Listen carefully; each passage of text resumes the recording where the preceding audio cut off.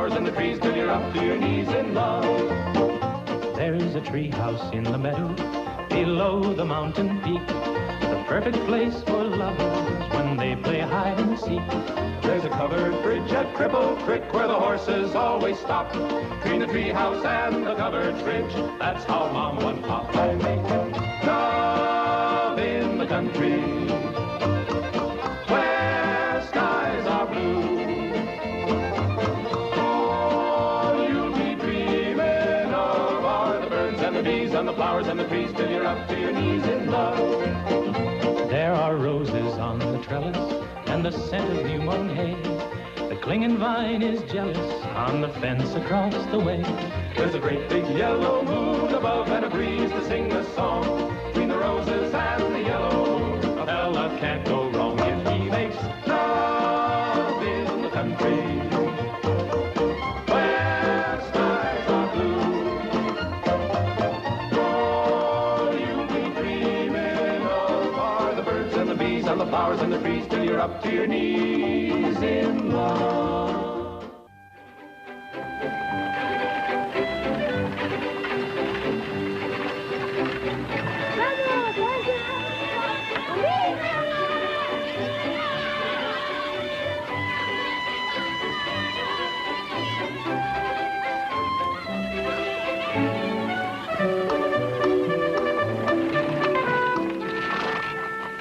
Lord to goodness, not again.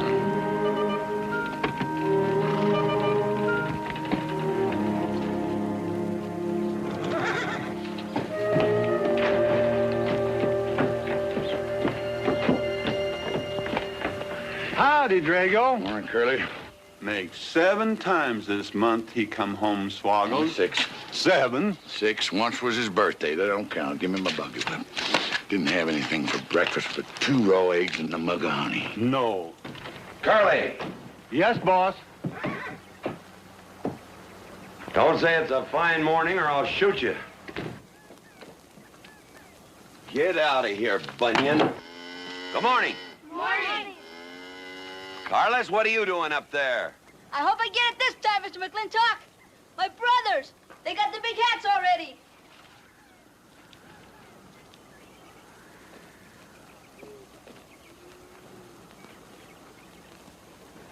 All right, let them have at it.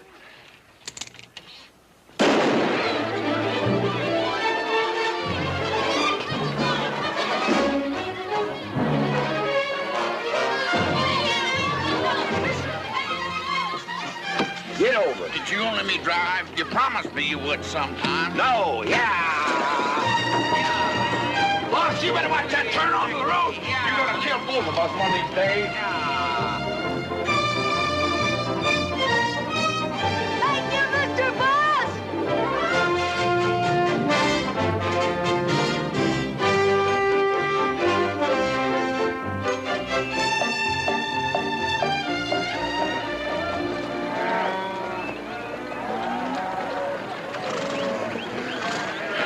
You got cattle in the back, boss.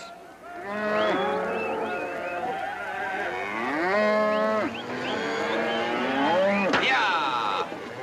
Give it up. Yeah.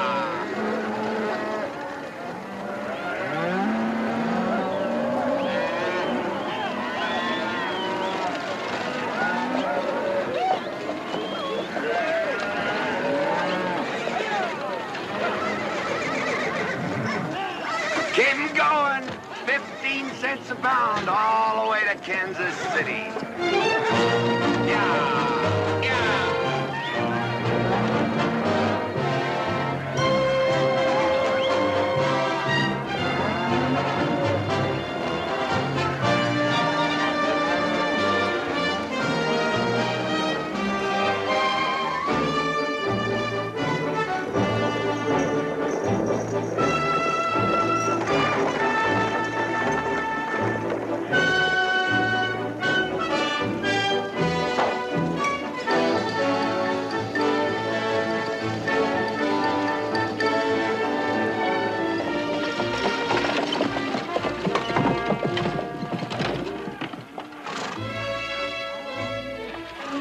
Now, boss, there's one old pensioner I wished you'd pass up.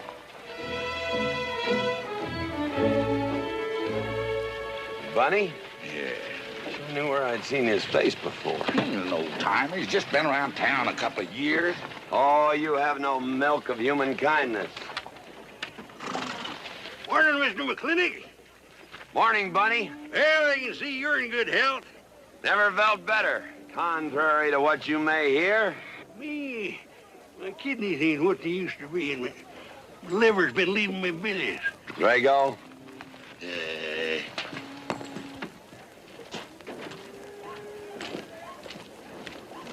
Hello, Ben. Dave McLintock. Drago, throw that in the buggy. Yes, sir. The scrubby bunch of Sooners, huh? They are at that. That ought to make Douglas happy, lining his pockets with land fees. What are we gonna do? I don't know what you're gonna do, Ben. Me, I do nothing. 200 families. Quarter of beef a week per family. If they last 2 years, that can be a sizable number. I got 20 head to 1 of any other brand on the Mesa Verde. I'm not hollering. Some of us haven't got all the money in the world. Some of us ain't old and tired and feel like being put upon. You interest me, young Ben. Go on. So the first time I find one of our hides wearing our brand hung on one of them settlers' fences, I aim to kill me a plowboy. You do what you want, McClintock. We'll do what we want. Fellas my age generally call me GW or McFlintock. Youngsters call me Mr. McClintock. All right, Mr. McClintock. Not because I'm afraid of you. You're the big he-stud of this country. And I reckon a fella my age should call you Mister. Full grown now, GW. He's a half owner of the spread. I made him a full partner the day the doc gave me the long face. Well, you want him to vote the first time this territory becomes a state, don't you? Of course I do. These settlers get burned out, there'll be a lot of hollering that this country's too wild to be a state. And we'll go on being a territory some more, with a lot of political appointees running it according to what they learned in some college where they think that cows are something you milk, Indians are something in front of a cigar store. I'm looking to you to hold young Ben down. I'll do what I can. Come on over to the house once in a while. We'll rack up a few hands of stud. GW, that'll be just fine.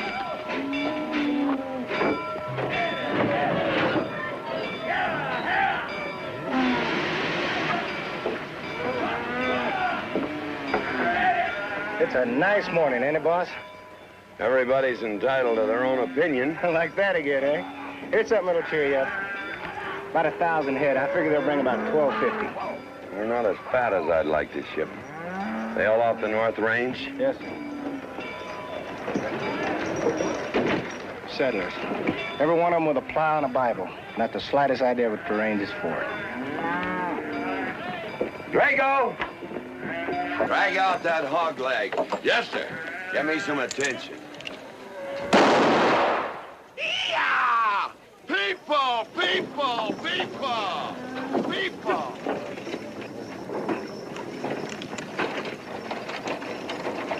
Come on, all of you, gather around. People, come on, gather around. I'm McClintock. You people plan to homestead and farm the Mesa Verde. Yes, sir. The government give us each 160 acres. The government never gave anybody anything. Some years back, a lot like you came in. You had a pretty good first year, good summer, easy winter. But the next year, the last rain was in February. And by June, even the jackrabbits had sense enough to get off the mesa. Folks, do you know who that is? That's McLintock. George Washington McLintock. I told him that, Douglas. He controls the water rights on 200 square miles of range. You know that lumber you got? It came from his land. Cut by his loggers and milled in his mills. Douglas, I come close to killing you a couple of times when we were younger. Saddens me I didn't. Can you imagine a man who owns all that? Oh, and mines, too. I forgot to mention them. All that. And he's begrudging poor people a measly 160 acres. That right, Mr. McClintock? You begrudge us a little free land? There's no such thing as free land. You make these homesteads go, you'll have earned every acre of it. But you just can't make them go on the Mesa Verde. God made that country for buffalo. Serves pretty well for cattle. But it hates the plow. And even the government should know that you can't farm 6,000 feet above sea level. Any trouble, Mr. McClintock? No trouble, Jeff.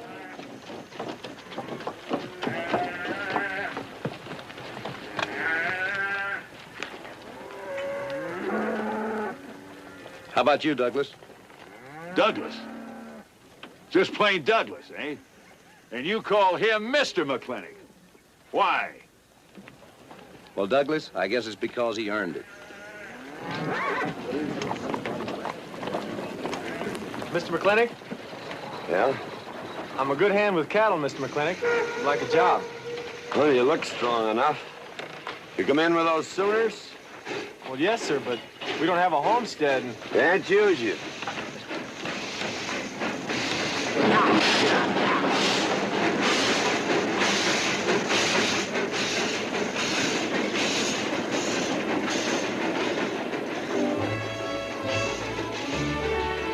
Tough life, ain't it, Sonny? Hell, ain't much future in being a farmer around these parts.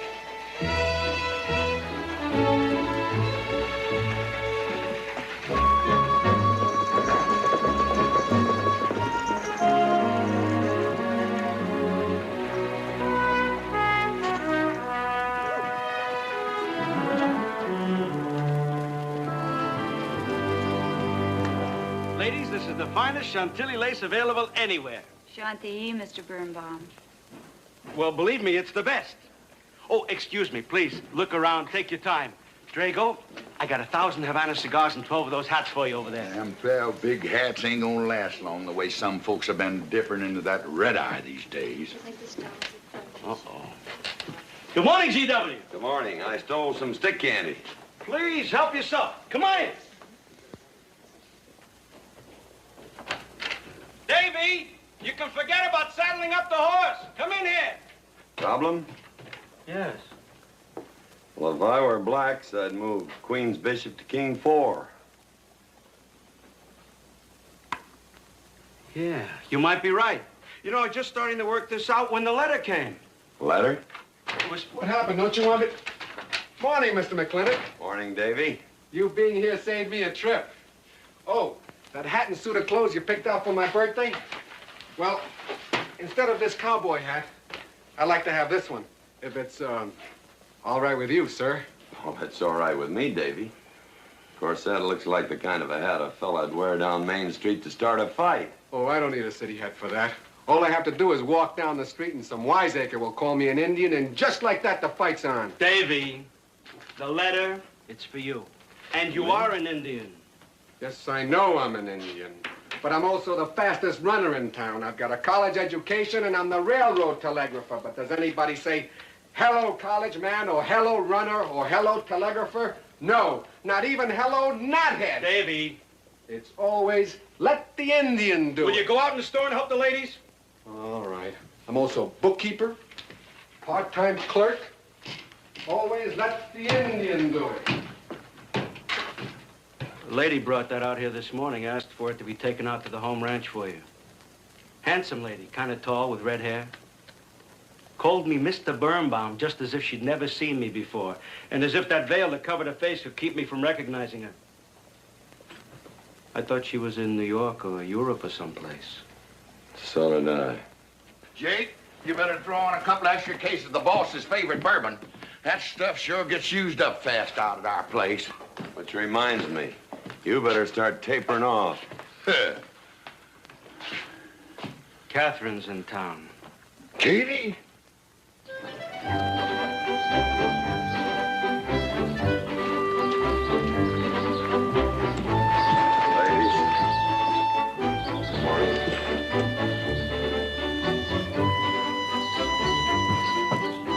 Morning, Mr. McClintock. Morning, Mr. McClintock.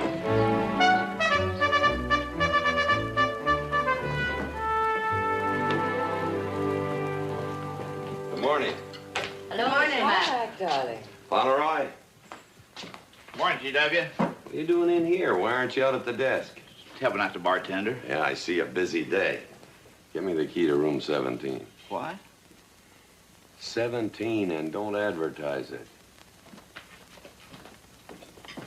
Here they come, Mr. McLintock.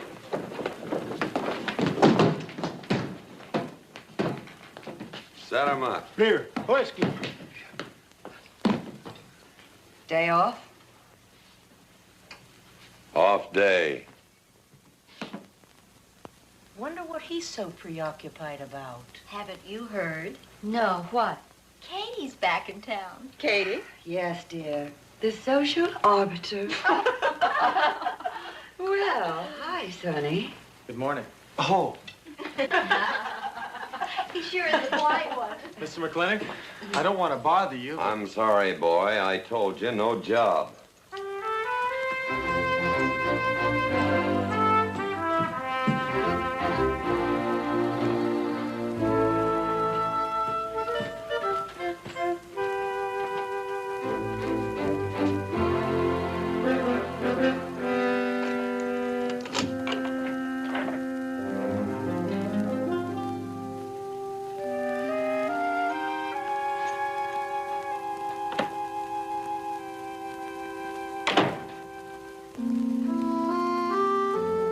Catherine? George Washington McLintock.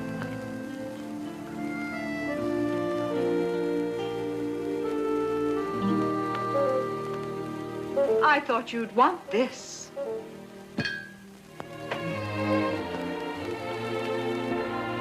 First dig of the spur. But who am I to upset your plans? But you feel kind of silly. I never feel silly. It's because you have no sense of humor. Why couldn't we sit down in the hotel dining room and talk about whatever it is you want to talk about? Or why couldn't you just come over to the house? And have everybody know that we're meeting. Everybody knows, and what's the difference? We're married. And that is something I should like to change.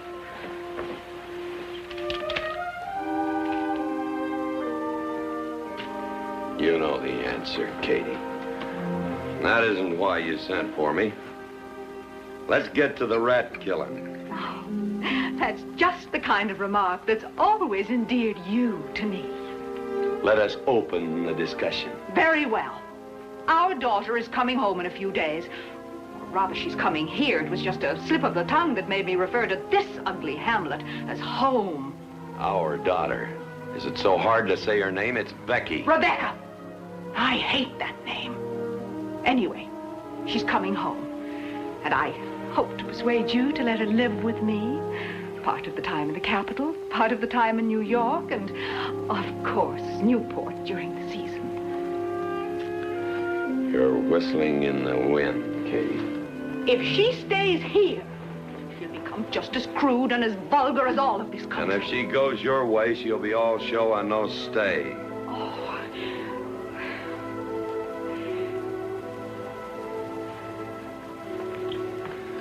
No go, Kate. I hate you. Oh, how I hate you. Half the people in the world are women. Why does it have to be you that stirs me? Animal. That's the story. I saw your picture in the paper at the governor's ball. You were dancing with the governor. At least he's a gentleman. I doubt that. You have to be a man first before you're a gentleman. He misses on both counts.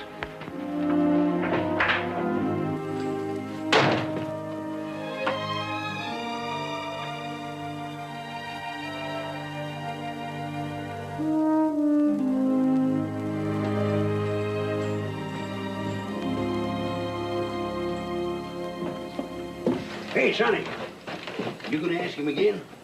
Nope. Hey, boy, you got a pocket of pride. You got a bag.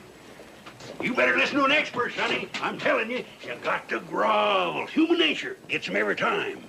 Mister, leave me alone. Everybody does it one way or another.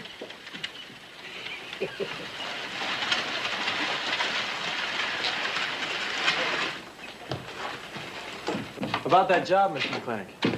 I already told you, son, I've got no need for farmers or use for them. Just 1 minute, Mr. McLintock. My father died last month. That's how come we lost our homestead. I've got a mother and a little sister to feed. I need that job badly. What's your name? Devlin Warren. Well, you got a job, son. See my home ranch foreman. He's over at the corral.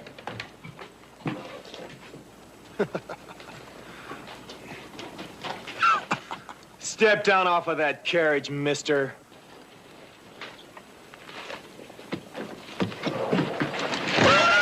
Hold that hog leg. I've been punched many a time in my life, but never for hiring anybody. I don't know what to say. Never begged before. Turned my stomach. I suppose I should have been grateful you gave me the job. Gave? Boy, you got it all wrong. I don't give jobs, I hire men. You intend to give this man a full day's work, don't you, boy? You mean you're still hiring me, Mr. McLintock? Well, yes, sir. I mean, I'll certainly deliver a fair day's work. For that, I'll pay you a fair day's wage. You won't give me anything, and I won't give you anything. We both hold up our heads. Where do you live? The settlers' encampment, down by the mine. That's your plug? Yes, sir. Well, hop on him, and we'll go get your gear.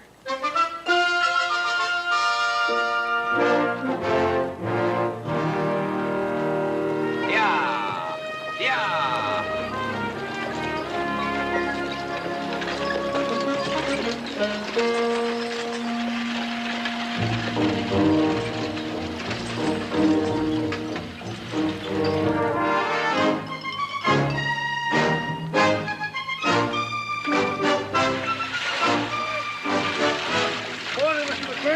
Morning, Mr. Poor Boy.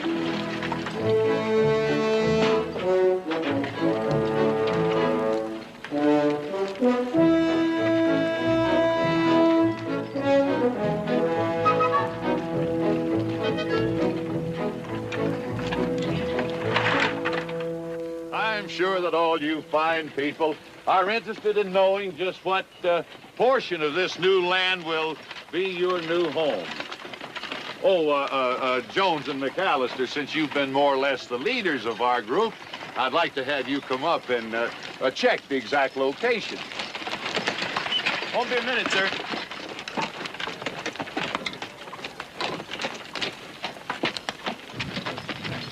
Go after that boy and give him $30. Tell him McFlintock pays these riders a month in advance. From the looks of things, they could sure use it, too. Oh, Mom? It's Mr. Drago. More. Well, and what do we owe this visit from the cattle baron? I've got a touch of hangover, bureaucrat. Don't push me. Go home, backman!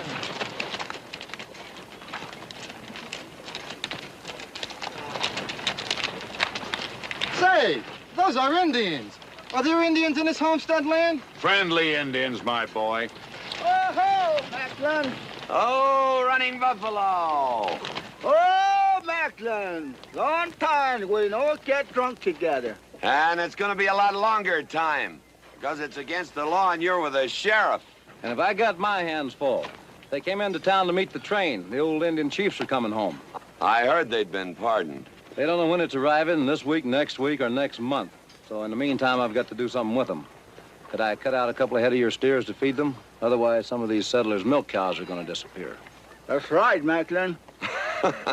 Cut out whatever you need. Sheriff, are you going to camp these savages with all these settlers? You're asking for trouble. Mr. Douglas, I already have plenty of trouble. Please stay off my back. Running Buffalo, bring your people over to the clay slide. Go. Hello, Mr. Macklin. Tiny Mouse, it's nice to see you. You wouldn't believe it now, but 20 years ago, she was a mighty handsome maid. 20 years ago, you thought so too, Mr. Douglas.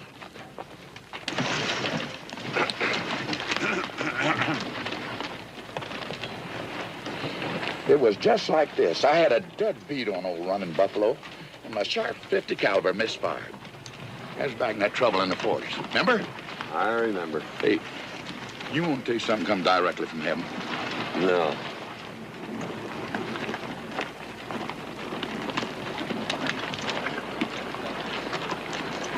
Where'd you get this? That boy's mama baked them.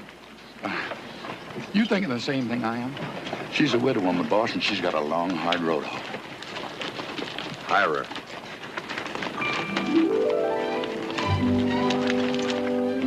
I always said you had a heap of sense.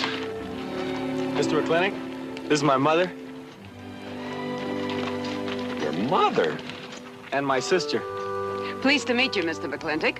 Ma'am, this here's my boss, and he has few choice words to say about your biscuits. Yes, Mr. McClintock? Well, they're great.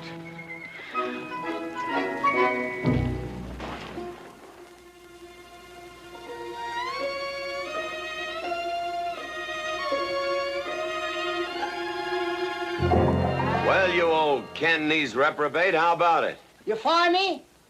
I'd kill myself. I'm not talking about firing you, I'm retiring you. You've been rustling food for us for 30 years. We're gonna put you out to pasture. All you'll have to do is give advice. Be one of the family. I'd kill myself. I may save you the trouble. But, Ching, you kill yourself, I'll cut off your pigtail, and you ain't never gonna get to heaven. I'll be one of our family. I give you my solemn word. Pretty clumsy family. Drink too much, get in fights, yell all the time. Cut off his pigtail. All right, I'll be one of our family. Giúp lấy đó. Phải là giúp lấy đó. Giúp lấy đó, hai lại. Cảm ơn. This is such a big house, it'll take me a while to get used to things. Now, please don't hesitate to tell me if anything is wrong. No bird's nest soup. Otherwise, just fine. Everything went nicely. Finally, fine. Ma'am? Best apple pie I ever had. Curly's right, ma'am. Hated to leave that last bite. Shall we celebrate with a drink? Carlos, come in and help me with the dishes. Alice, you want to help too?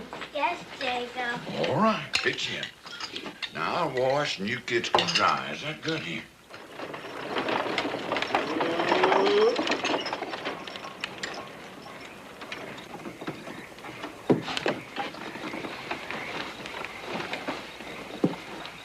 Don't seem possible one woman could use all them clothes. You keep a civil tongue in your unprepossessing face. Yes, ma'am. And unload my baggage, please. Yes, ma'am. By the way, what does that word unprepossessing mean?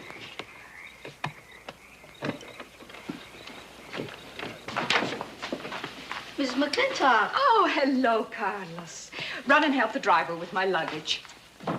I couldn't trust anyone else in this house to do anything correctly. Luggage? Give him a hand, Curly. Yes, boss. Mr. McLintock?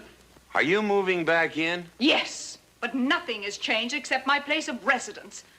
And I'd be willing to put up with savages rather than be denied the company of my daughter. And I'm proving that by moving in here. Mr. McClintock, since it's my first day, would you excuse me if I, Go ahead. Oh, Catherine, this is Dev Warren. He joined the outfit today. Please, ma'am. Thank you. Well, how refreshing. A polite young man here. Where did he come from? He's a farmer. A farmer? Well, I'll be doggone. Kate, welcome home. What on earth are you doing in that idiotic-looking outfit? And don't you dare call me Kate. That's my butling suit. I'm butling for the boss. And I'm sorry, Catherine. That Kate kind of slipped out from the times I remembered you as being nice people.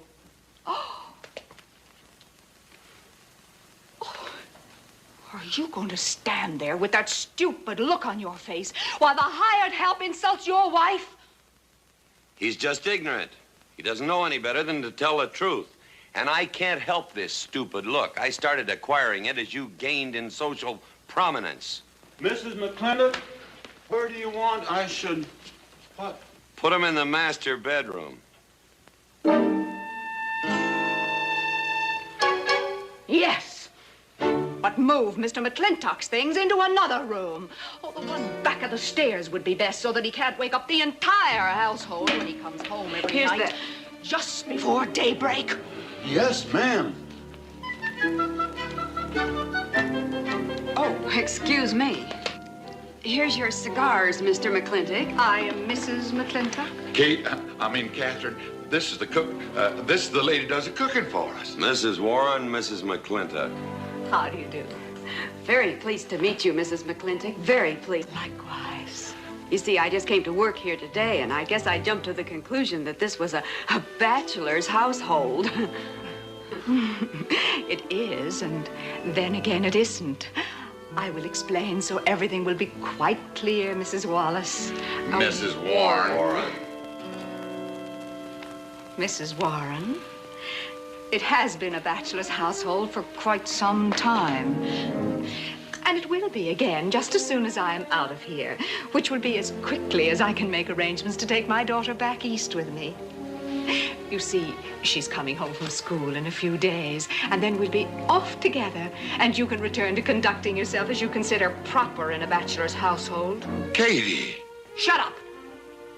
Until then, I am mistress in this house, and I will give the orders. I want my breakfast served in bed. Let her. Ain't you gonna say nothing, boss? Breakfast in bed. No. 1 poached egg, tea, toast. Oh, GW. As soon as my things are put away, I want to talk to you about Rebecca. Yes, Mrs. McFlintock. Indeed, Mrs. McFlintock. Of course, Mrs. McFlintock. The toast, lightly browned and unbuttered. Of course, ma'am. Wait a minute now, boss. Where do you think you're going? I just remembered I got a date. But she said she wanted to have a talk with you. I heard.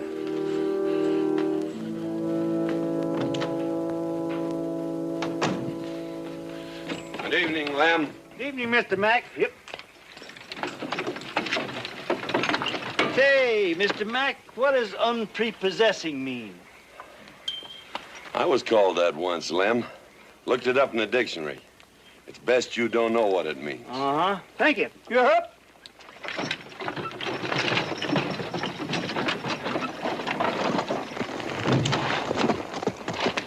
Hey! What am I gonna tell her when she asks where you went?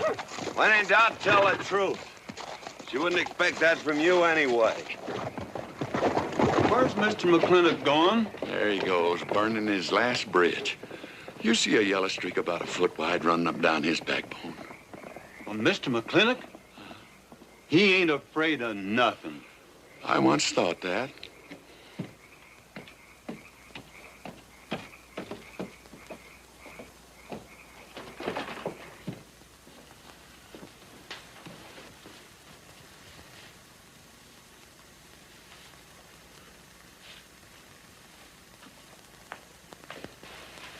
Drago? Yes, ma'am. Was that, He took off, lit out. I told him I wanted to talk to Yes, him. ma'am. I was standing right over here when you said it, and I was standing right out there on those front steps when he walked up to a horse, grabbed a hunk of mane, stepped up on him, and sunk spur. Where did he go? Last time I saw him, he's going east. But you know him, he's liable to go north, south, or west. Get me a carriage. Yes, ma'am, but But what? maybe you shouldn't follow him into maybe where he's going into. What does that mean? I don't know, but I wish I hadn't said it. Just get the carriage. Yes, ma'am. What happened? Get the Bruce. Baruch? Hitch it up. She wants to go to town. But Mr. McClintock never said anything to me about it. Look, young fella, I'm the ramrod around this place, and you better start giving me a yes, sir. You're gonna get the roof of this house pulled down on your head. Yes, sir.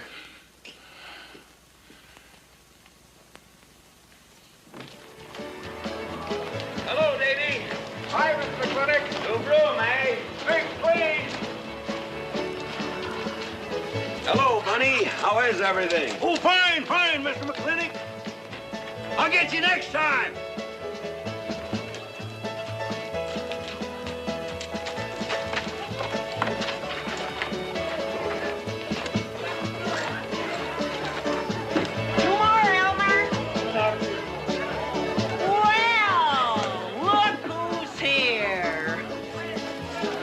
be, Mac? Same as usual? Ladies. Evening, GW. Jake? Wrong move. What? Chess problem. Queen's in danger.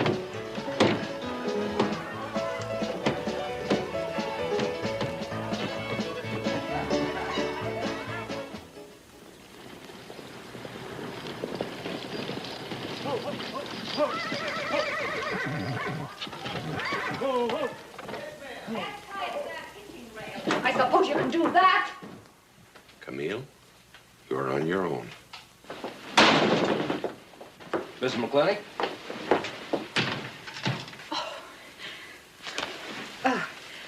I'm Camille. Camille Reedbottom. I'm learning the game of chess. Thought it would give me something to pass the time. See, I have nothing to do all day long, and I just remembered something.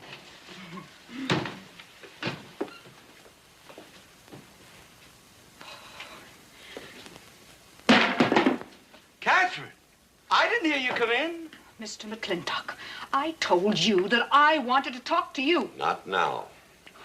Could I get your glass of sherry, Catherine? Oh, thank you, Mr. Birnbaum. I could use one. I came into town behind a runaway team. Drago never could handle horses. It was that young man whose mother pretends to be your cook. Catherine, your wine. Oh, thank you, Mr. Birnbaum.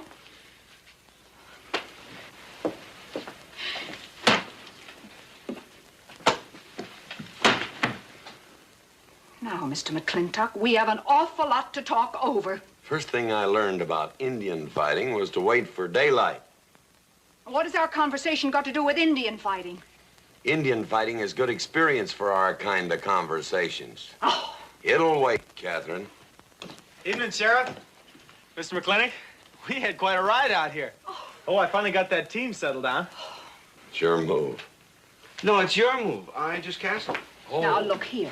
You're not going to sit here all night long and play chess when the matter of our daughter remains unsettled. I am going to remain here and play chess, and the matter of our daughter is settled. She stays. Oh, such stubbornness. Catherine, your hair.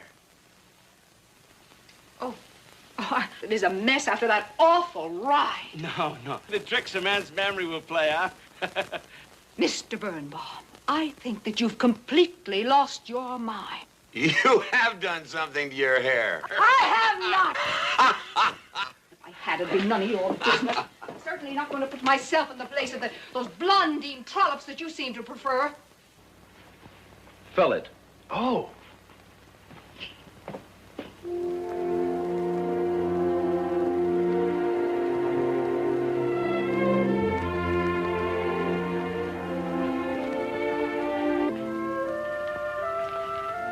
Still at it all night? Well, McFlintock never quits. But a Birnbaum has to. Besides, the game is over. You got me. Oh, no, Mr. Birnbaum. You still got a good game. Oh, you play chess? Yeah. Please, take over.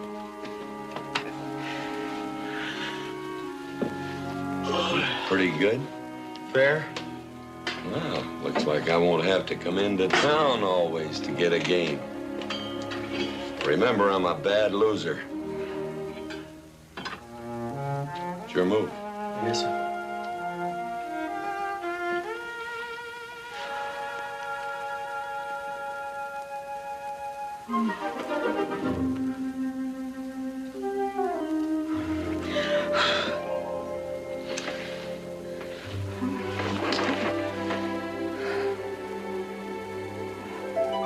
Good morning.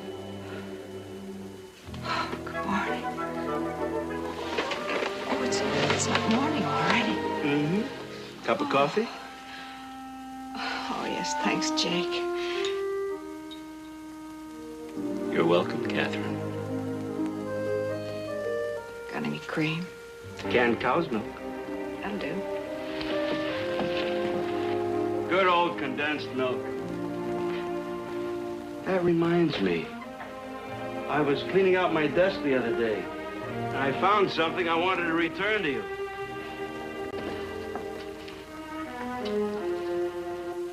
Here it is. From the President of the United States of America to First Sergeant Michael Patrick Gilhooly for bravery above and beyond the call of duty. It's your papa. Reminds me of the first time I ever saw you. It was over 17 years ago. You walked into my store, not much bigger than the bundle you were carrying. And in the bundle was the most beautiful baby I ever saw. And was she hungry? You walked all the way from Superstition Creek just to trade me that medal for a case of canned milk. GW was off somewhere as usual, fighting Indians. Sheriff! Sheriff Lord! Well, have you seen the sheriff? Kind of early for him. To try his house? Why didn't I think of that? Looks like Birnbaum's is open. Maybe somebody in here knows. So there you are, Sheriff. I told you you were headed for trouble. Trouble? I want to know by whose authority you let those Indians stay in town. Those savages are wards of the government, and I am the representative of I that told Sheriff Lord that he could put them up down by the clay side. Because the town's named after him, he thinks he owns it. Well, you check the books in the recorder's office, and you'll find I do own a fair piece of it. Agard, if you knew anything about Indians, you'd know that they're doing their level best to put up with our so-called benevolent patronage, in spite of the nincompoops that have been put in charge of it. Those Indians need my permission to leave the reservation. Those chiefs have been giving orders all their lives. It's pretty hard for them to understand that they have to hold up their hand like a schoolboy in a classroom. The law is very clear. I told you you'd get no satisfaction from these people. Well, we'll get the girl back. Girl? The girl the Indians kidnapped. But don't worry. I armed the settlers and set them to rounding up those red devils. What is this about a girl? Millie Jones, one of the settlers' daughters. The Indians kidnapped her. That's ridiculous. And you turn loose a lot of farmers with shotguns? I certainly did. You're insane. Let's go, Sheriff.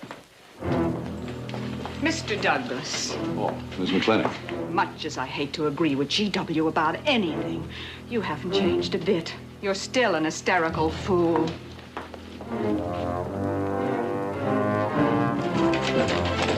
Come into town, I got worried. What about? Thought maybe Katie shot you. Not yet, Drago, but it took restraint. Wait a minute. You better take Agard along. Not that he'll be much help. Drago, have him on the horse.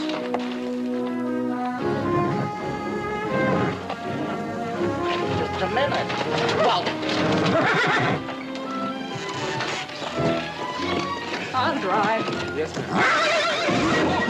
Agard, what are you doing? Agard, this is serious. Stay with him, Agard. Stay with him. Agard, will you stop showing off and getting this buggy? Mercy. Mercy. That horse is a little green.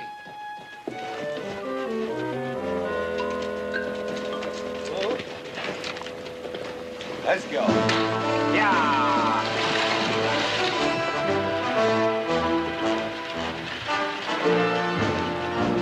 Just where do you think you're going? Don't use that range, boss. Tone of voice with me.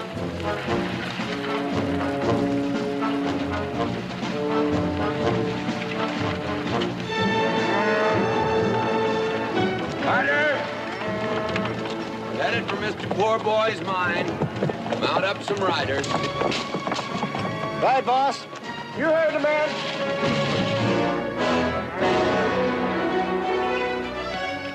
I don't like it, Mr. McClintock. I don't like it one bit. What don't you like? They're planning to hang an Indian.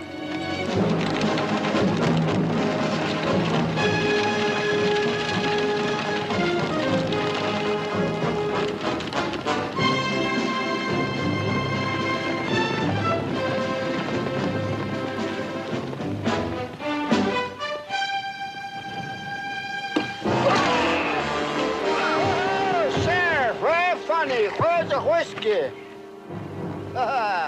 Hold that. Not so fast, Mr. Boss of the whole country. Unless you want to wear a big hole in your middle. How long is GW going to let that cheat-chalker push him around? That cheat-chalker has a sawed-off shotgun. How do you know she didn't wander off someplace or meet some fella or something? What are you saying? That I didn't raise my girl right?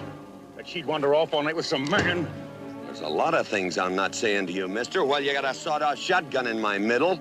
But how do you know this Indian had anything to do with it? She's gone, ain't she? She's gone.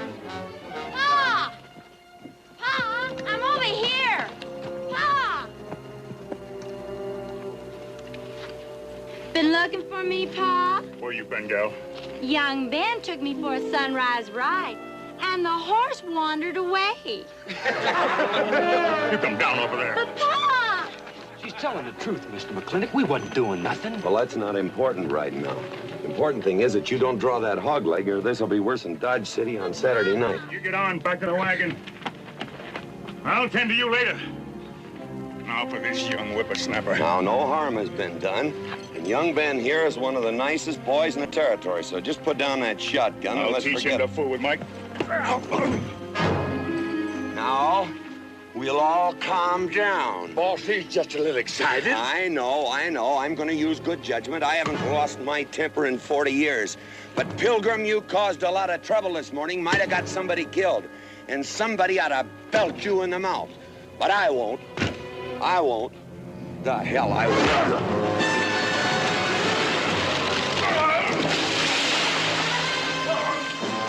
McLintock Rider!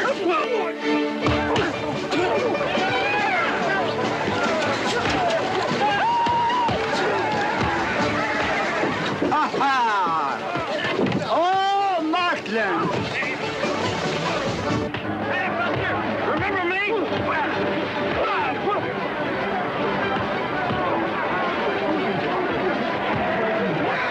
Hello, sir.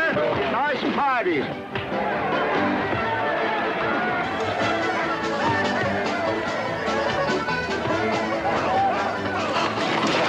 Do you think you ought to? I ought to what?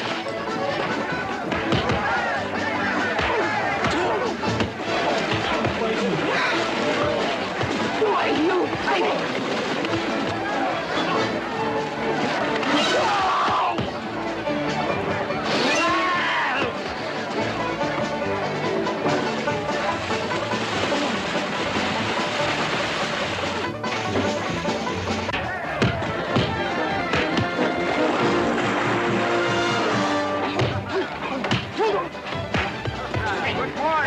I want to work with you. Hey, just a minute. What do you do? My glasses. Hey, now stop this or you'll be sorry.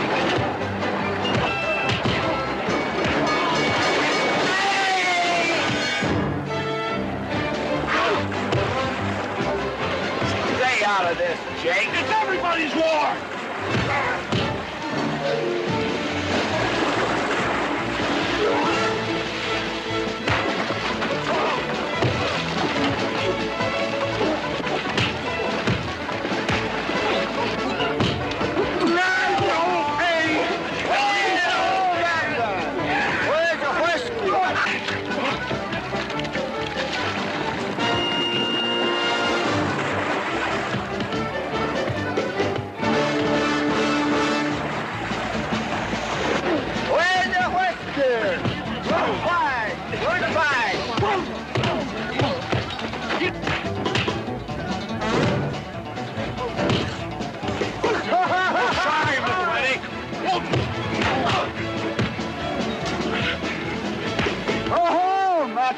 Thanks.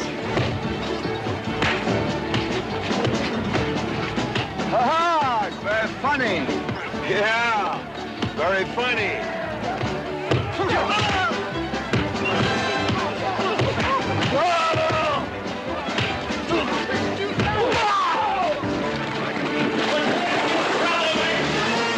Guys, Mr. Douglas, I'm sorry.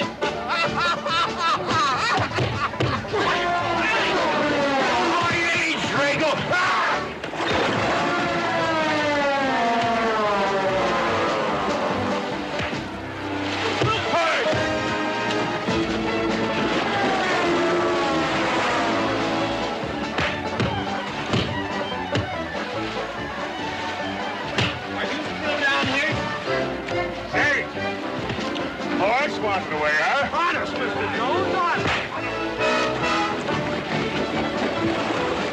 Oh, get out of my way. Nice left. Thanks. I went to college. For this, you don't need college. You're not getting me down there.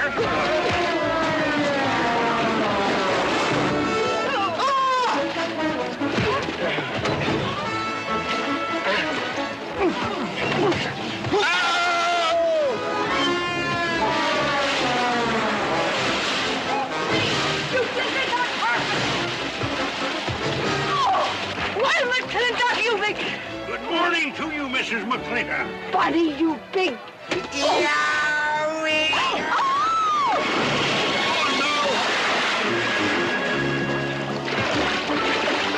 G.W. McFlintock, you big, big, clumsy. Well, it's pretty hard to control yourself.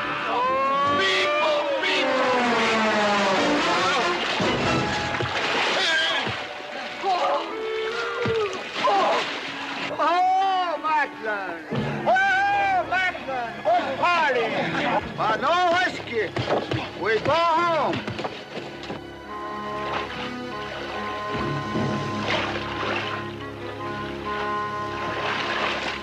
You and your friends. Well, we at least saved your hat.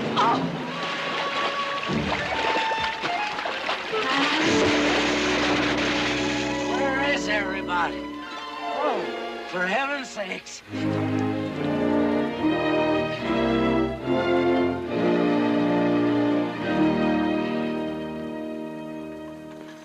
Whoa. Drago, will you never learn how to handle a team? Yes, ma'am, I'll sure try. I'll tell you that now. Try me, family. You want to lose your pigtail? I lose face. Lousy lot of tips. You want to lose more than that. Kate, Yes? we could be a big help to one another. Like what, may I ask? Oh, we could wash the mud off of each other. We used to have quite good times doing that sort of thing. There are a lot of things we used to do. Good night, Mr. McLintock.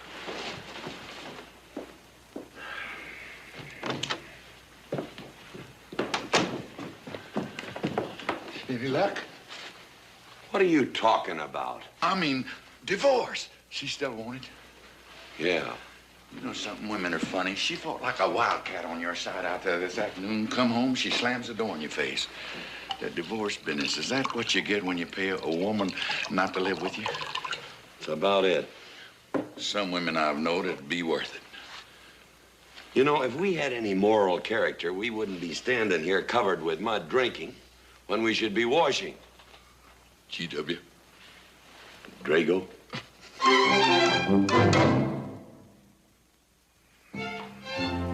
Miss Warren, these biscuits. Oh, thank you, Drago.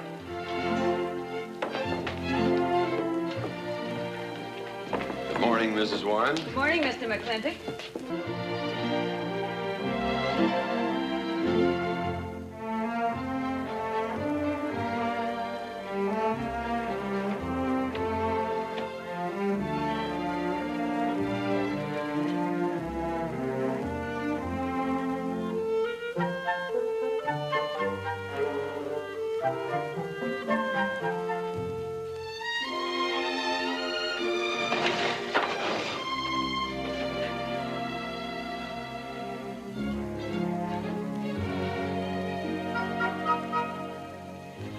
One poached egg, tea, toast, lightly browned, and Why, Mrs. McFlintock, you have a black eye. I do. Ooh.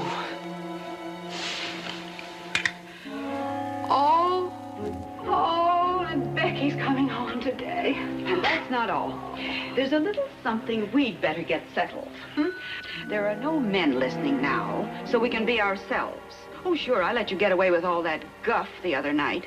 But now that we're alone... When I want the opinion of the hired help, I'll ask for it. You know, you could wind up with 2 black eyes. What? Oh, I realize you had to put on that big act. We always have to just before we get ready to forgive them. generally for something they haven't done. But you and I both know that's just to keep them from getting the idea they run things. McFlintock give you that black eye? No! Nobody gave it to me. I won it.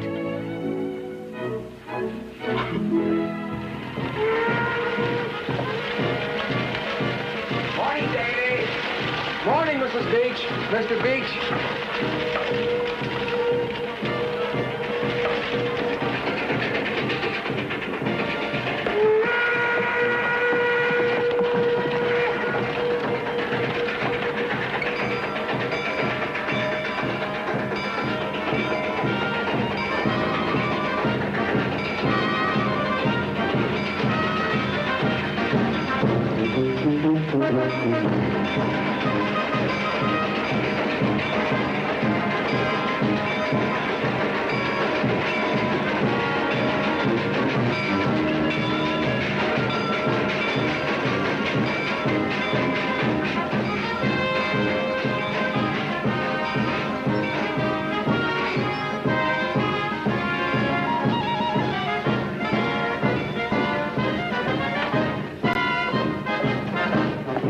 Why, Miss Becky, welcome home.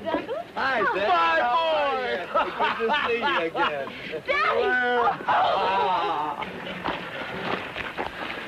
It's been 2 long years. I guess I'm gonna have to stop calling you Tomboy. Oh, Becky.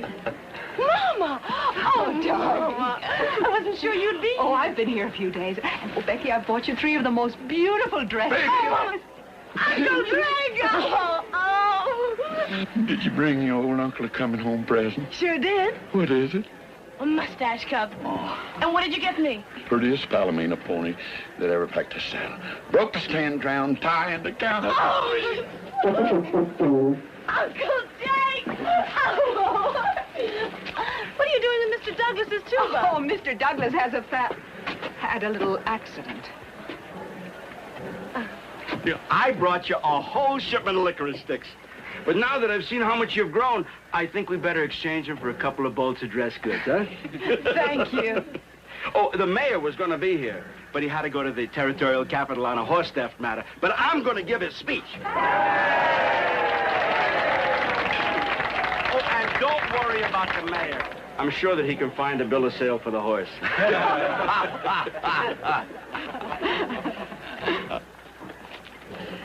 Ladies and gentlemen, we are here to welcome the fairest... What am I doing? We are here to welcome back the prettiest girl that was ever born in McLintock or in any part of the territory.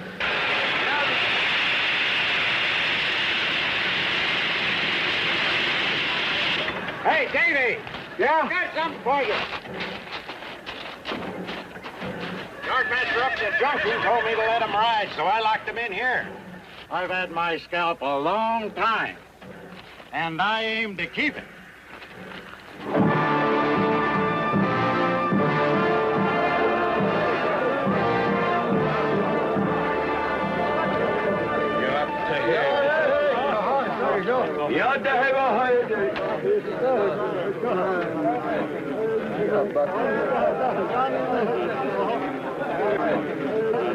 And now she's come back to us. Gone are the pigtails, but the freckles are still on the prettiest face that was ever born in McLintock.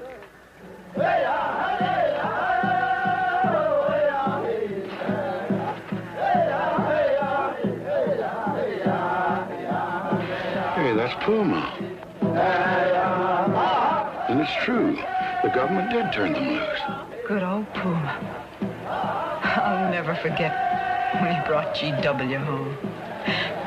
Your father had a hole in his chest and 104 fever. Of course, they weren't very mannerly about it.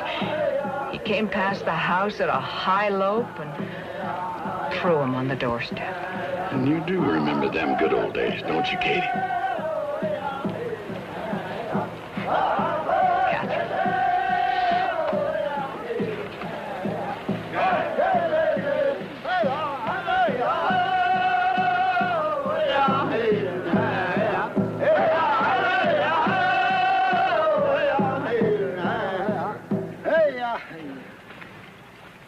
Yatahe, my friends. Yatahe. Puma, honored enemy. Does big McLintock forget, also blood brother? No, I'll never forget that. All wound. Does it hurt still? I feel it when it comes on to rain. An inch higher and I wouldn't have had to worry. Our big McLintock, that was remembered fight. We return with news. Our people have more trouble. You see, I learned good English now, big McLintock. Learned in white man's jail. But we would have you talk our cause at government hearing. I understand that Governor Humphreys is going to preside at that meeting. Yes, Puma, I'll translate your wishes. Mr. McClintock, could I impose upon you to use your Comanche to tell these Puma chiefs... is chief of the Comanches, and he speaks English very well. Oh, well, your people will have to follow my instructions to the letter. It is the law of the land... Well, now, just a minute. Well, for heaven's sakes.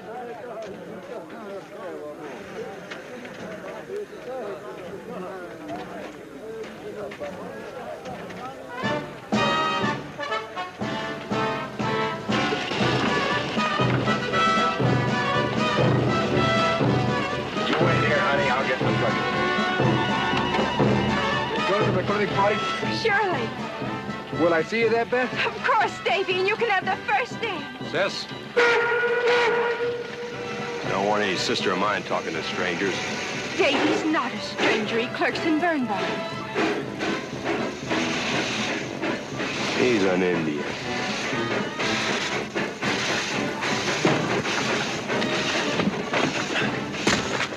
Darn you, Drago! Now look what you've done. Baby, this is Devlin Warren. He works for your papa. Dev, this is Miss Becky McClintock. Those are my things. Yes, ma'am.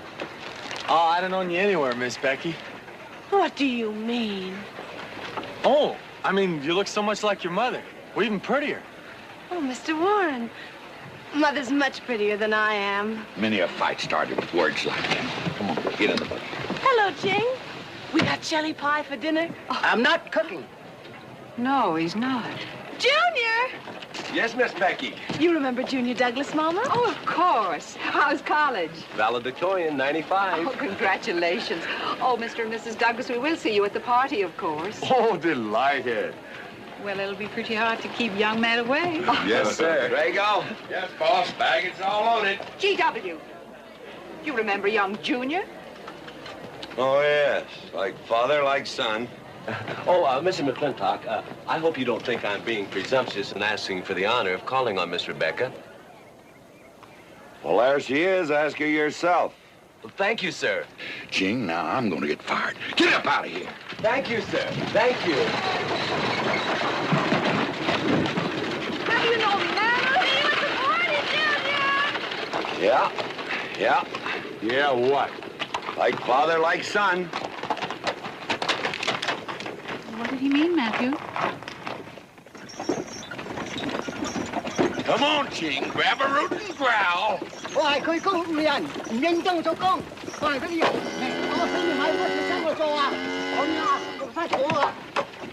you're doing a good job, Miss McFlintock. Thank you, Miss Flora.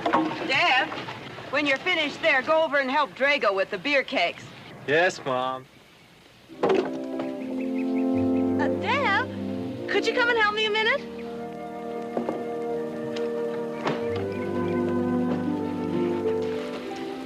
I certainly was surprised to hear you went to college. Why? I don't know. Junior says Purdue's a good college for a backwater place like Indiana. Well, he did indeed. Oh, could you do this? I can't reach it. Why didn't you finish college? Lack of funds.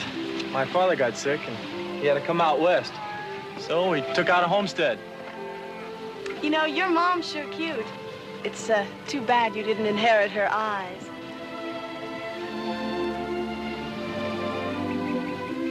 Well, you'd been lucky if you'd inherited a few things from your father. Oh, really? For instance? It was common sense, for instance. Common sense? Yeah. You don't see him being fooled by some dude like Junior Douglas. Junior's not a dude. He's nifty. This needs a woman's touch. And besides, he got a letter at college. What sport? Glee club. Very strenuous. Don't you dare hug me! I have no intention of hugging you.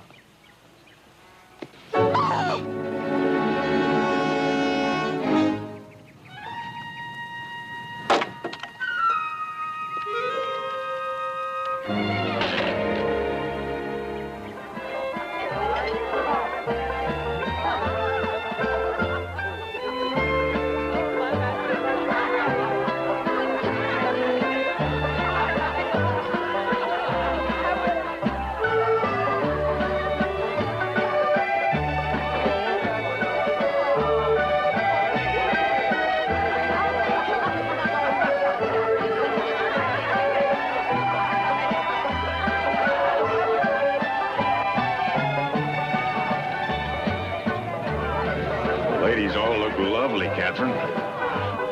You know, this is a real fine party. Oh, thank you, Ben. Of course, we had to invite everybody. Just everybody. Sorry, GW, but this one's mine. Well, thank you, Mrs. Warren. I guess I'll have to be a good host in my own home. Well, the next one's yours, Mr. McFlintock. Thank you.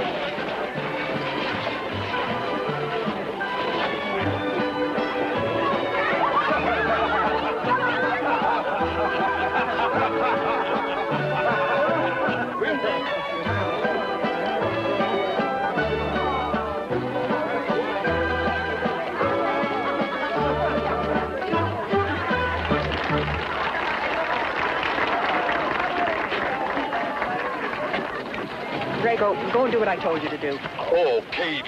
Catherine, and do as you're told. Oh, Drago, do this. Drago, do that.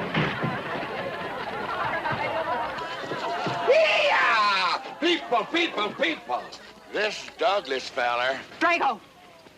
Yes, ma'am. Matt Douglas, Jr. is going to bring you folks some of the latest terpsichorean dance steps, brand new, brought by him directly from New York City. All right, Mr. Fiddler.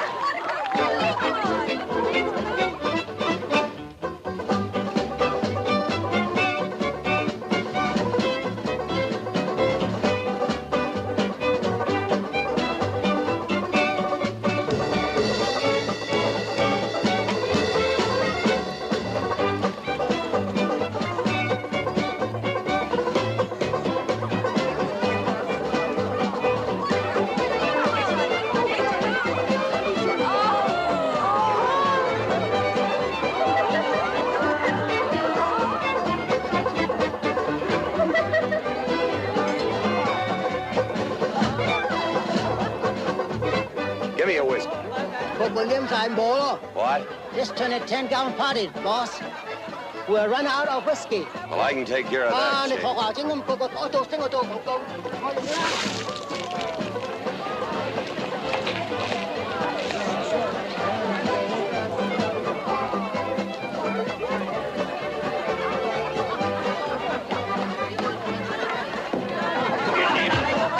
Indian.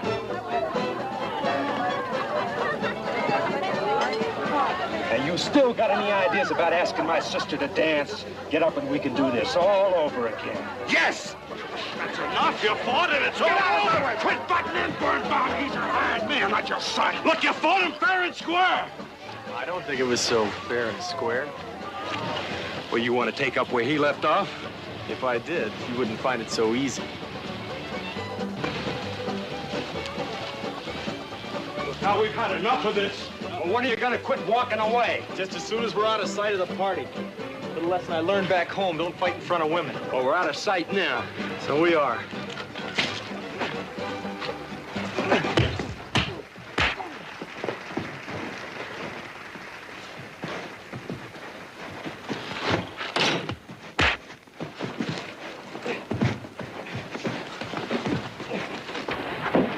Such vulgarity. Someone should do something about it. You're right. Absolutely right.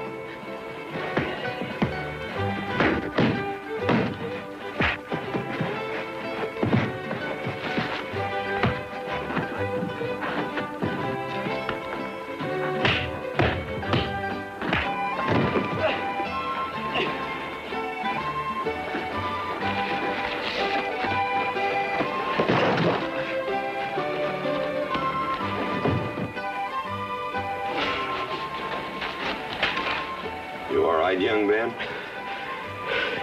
I'm all right, Mr. McClintock. Pretty fancy fighting for a country boy. 2 years at Purdue, Mr. McClintock, on the boxing team. I never thought any farmer could whip me. You sure did. Better get him cleaned up. Get him some water, Jake. Yeah.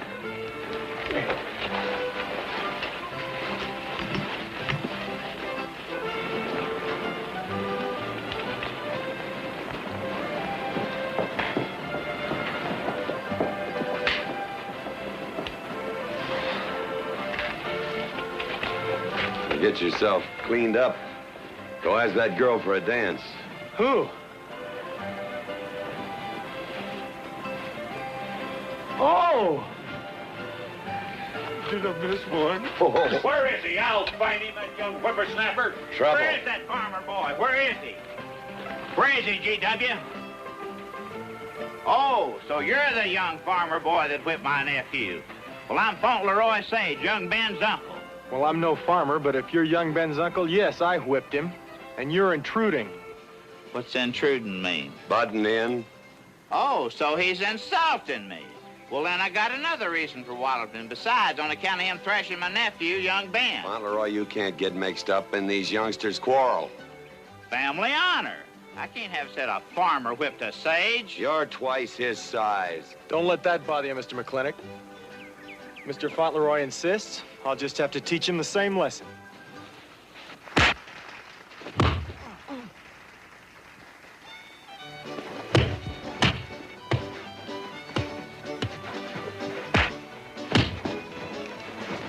Say!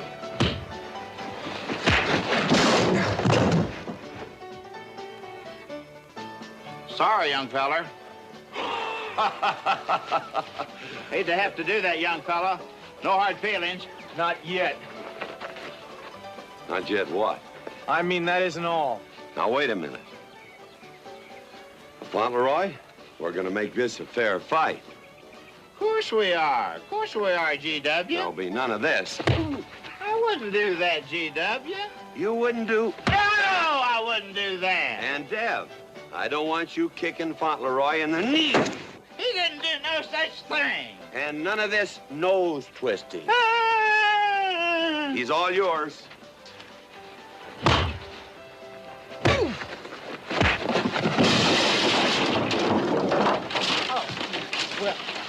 Well, where are my glasses? You all right, young feller? Ouch! I'm all right. This Indian agent will stop stepping all over me. I beg your pardon, G.W. You're just funning me. But I want you to know that boy fought me a fair fight. Well, I'm glad to hear that, Fauntleroy.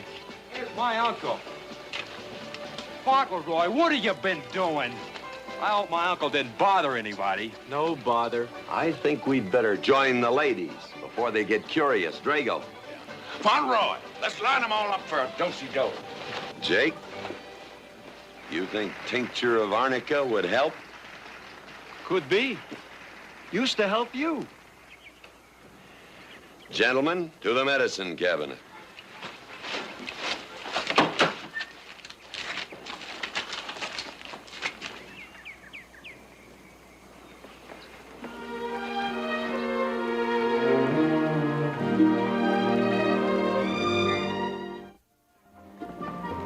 Good morning, Drago. Morning, Davy. You seen Daddy? Took over early this morning with a scattergun over his arm. Went hunting.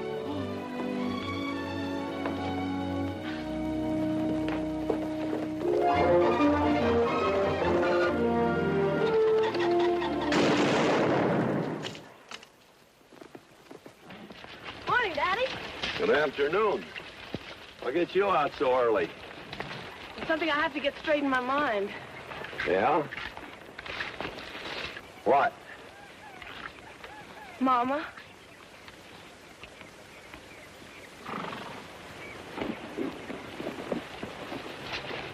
Why'd you and Mama stop living together, Daddy? Why'd you separate? Aren't you going to answer me? No, It's sort of my business, I think. I don't. Is it another woman? Usually is. At your age, you always know what's usual. Is it Mrs. Warren? Becky, I don't want to start laying the law down your first day back home. But I'll have no more such talk. First time I ever saw Mrs. Warren was last week. She has a job here at which she's very good.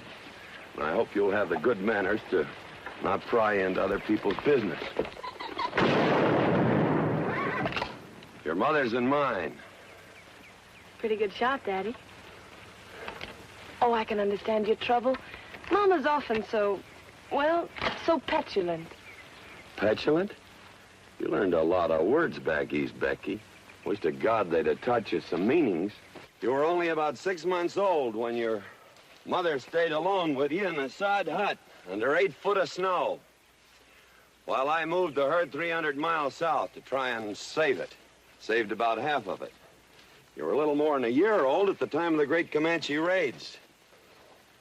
We stood off 500 Plains Indians for 9 days. Petulant, Becky? I think you better go on home. See that Ching gets those birds.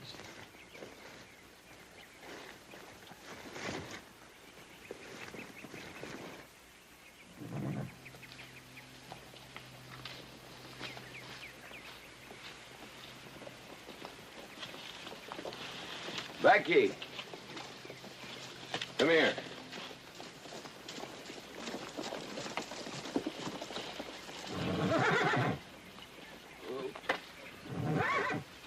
There's something I ought to tell you. I guess now's as good a time as any.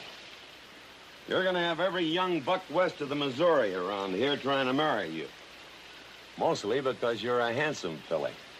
But partly because I own everything in this country from here to there. They'll think you're going to inherit it. Well, you're not. You're going to leave most of it to, well, to the nation, really, for a park where no lumberman will cut down all the trees for houses with leaky roofs. Nobody will kill all the beaver for hats for dudes, nor murder the buffalo for robes. What I'm going to give you is a 500-cow spread on the upper Green River. Now, that may not seem like much. It's more than we had, your mother and I. Some folks are going to say I'm doing all this so I can sit up in the hereafter and look down on a park named after me. Or that I was disappointed in you. Didn't want you to get all that money. But the real reason, Becky, is because I love you. And I want you and some young man to have what I had. Because all the gold in the United States Treasury and all the harp music in heaven can't equal what happens between a man and a woman with all that growing together. I can't explain it any better than that.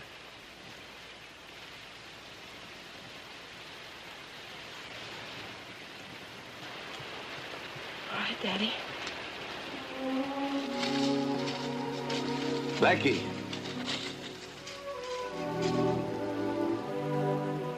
When you're as old as I am, you'll thank me for this. Daddy, I'm full grown.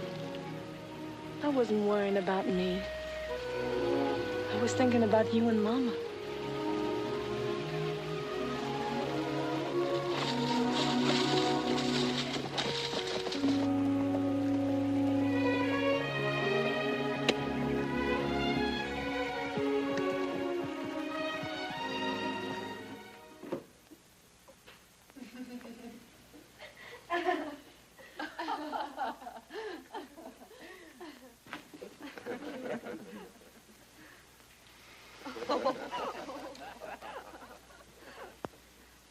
Oh.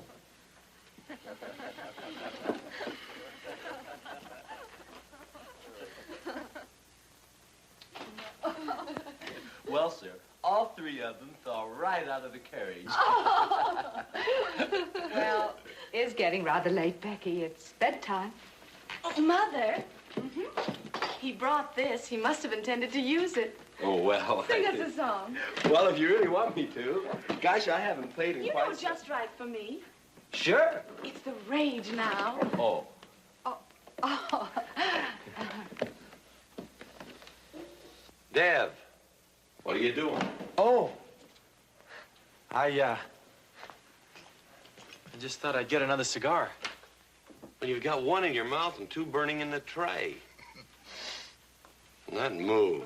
Fellas want me to play all the time. You're cuter than a baby's steer, and softer than a mouse's ear. I want the whole wide world to hear. You're just right for me. You're sweeter than... Oh, no, not that rhythm, Junior. Do it the way they do at the plaza. I know the words. Sure, Becky. Will you sing with me? Of course.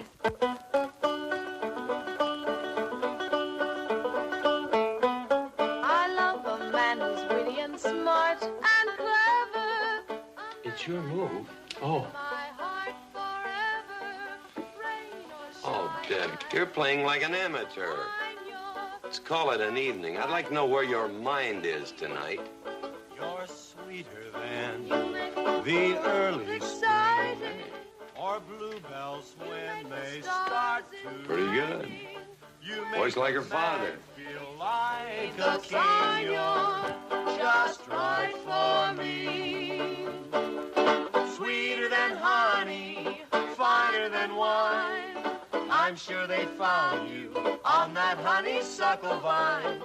I would melt in your embrace.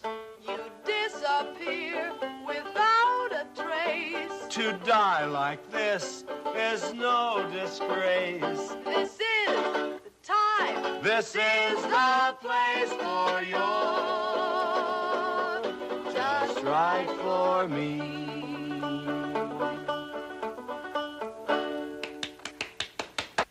Well, that's so good, I kind of hate to break this up.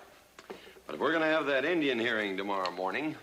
sir, about our conversation earlier this evening, I believe I'd better apologize.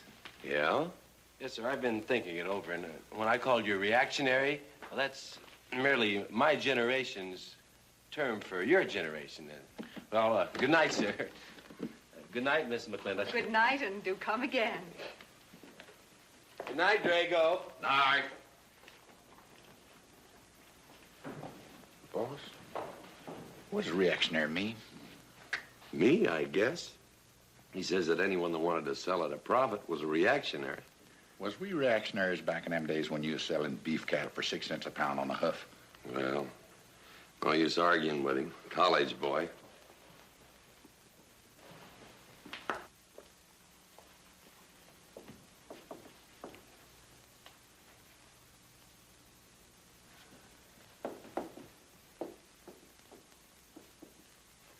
Devlin Warren, if you was my kind of man, you wouldn't let some dude walk off with a prettiest girl west of Denver without putting up some kind of fight. Does it show? Well, what can I do? I'm just one of her father's employees. I'm just a hired hand around here. Every so often, Dev, you spill the strangest ideas. Everybody works for somebody.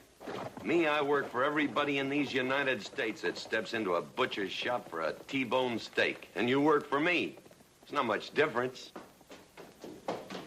Daddy, the most terrible thing just happened. Junior's horse ran away. The one he rented at the livery stable. Tied up a rented horse by the reins. He's probably back in the stall by now. I think we can get Junior something that he can ride. What I'd rather do, Daddy, is drive Junior home in our barouche. It's a lovely evening, and I'm sure Uncle Drago wouldn't mind driving. I would, and I got the kind of manners don't keep me from saying so, just to be polite. I'll drive him home, Mr. McClintock. And you don't have to come, Miss Becky. I'll see that he gets home safely. I can take care of myself.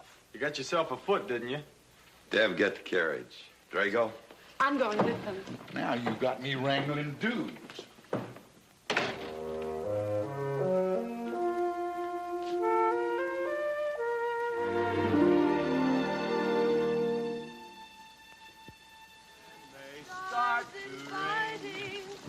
make a man feel like a king. Just right for me. Miss Becky, somebody better help me watch the road. You know, I'm new around here. Might take the wrong turnoff.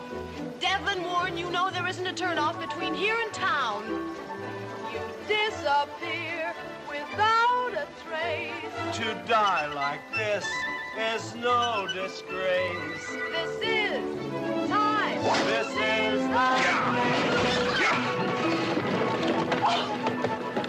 Devlin Warren, what are you trying to do? Kill us? Better have your friend drive?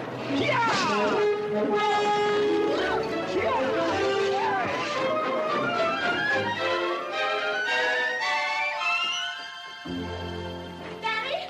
Daddy! I have never been so humiliated in my entire life. I said what I said, and I'll stand by it to the death. Shoot him, Daddy. Shoot him at once. Well, why? My honor is at stake. Well, now, Your Honor. Absolutely. He impugned my honor. Impugned? What does that mean? Slander. He slandered my honor. He did? I said what I said, and I'll stand by it to the death. He admits it, see? Shoot him. Well, what is he admitting to? Why, he called me a... I won't even repeat the word. I didn't necessarily call you anything, but I said what I said, and I'll stand by it to the death. Well, just for the tally books, what did you say? I said that any girl who would permit a man to kiss her before they're formally engaged is a trollop. He said it again. Shoot him. Now, hold on. No, don't hold on. If you're my father, if you love me, you'll shoot him. Well, I'm your father, and I sure love you. So? Oh, you shot him. You really shot him. Hey! He dies. If he dies, he'll be the first man ever killed with a blank cartridge. We use this to start the races on the 4th. Hey! I'm on fire! Oh, you poor dear. Poor dear? You'd have had me shot in cold blood. But it didn't happen. Yelling I insulted you and all. What you need is a good spanking. Deb! Daddy! Leave me out of this. I think I'll give you what you deserve. You wouldn't dare! Oh, wouldn't I? You'll think next time before you have someone shot. And this kicking and yelling isn't gonna help you. Don't you! Oh, Daddy! Wait a minute! Daddy! Oh! Oh! Oh, Daddy! Help me! Don't! Daddy! Lord, I hate you! Mommy! Mommy! Oh! G.W., was that a shot?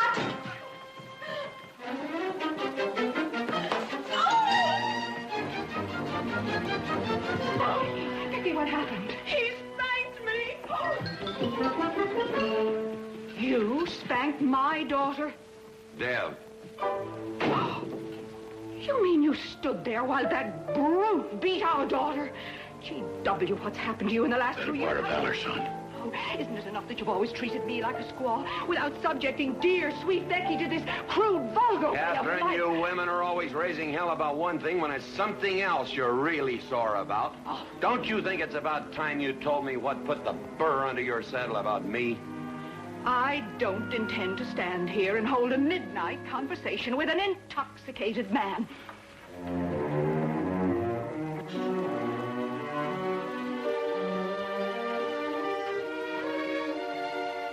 And I am not intoxicated.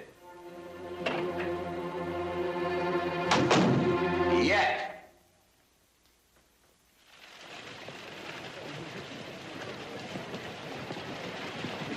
Hello, Governor! Hello, Governor!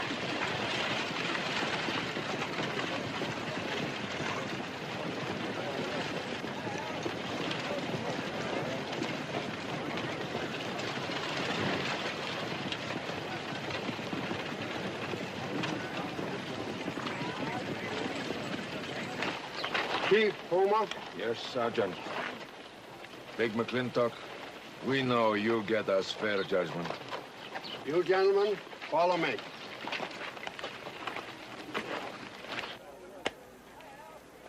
Well, Jake? GW?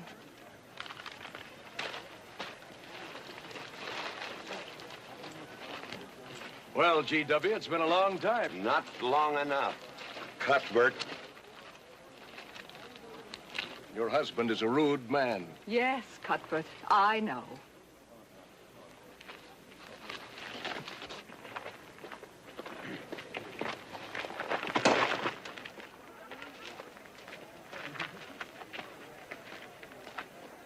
say you won the Indians, Mr. McLintock. Mr. McFlintock is not running this hearing.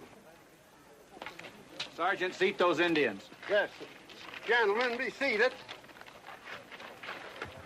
No, the whole tribe here want to come into town. Proceed, Lieutenant. This hearing is now in session. Governor Cuthbert Humphreys presiding. Good luck, Daddy. I'm afraid it's a packed court.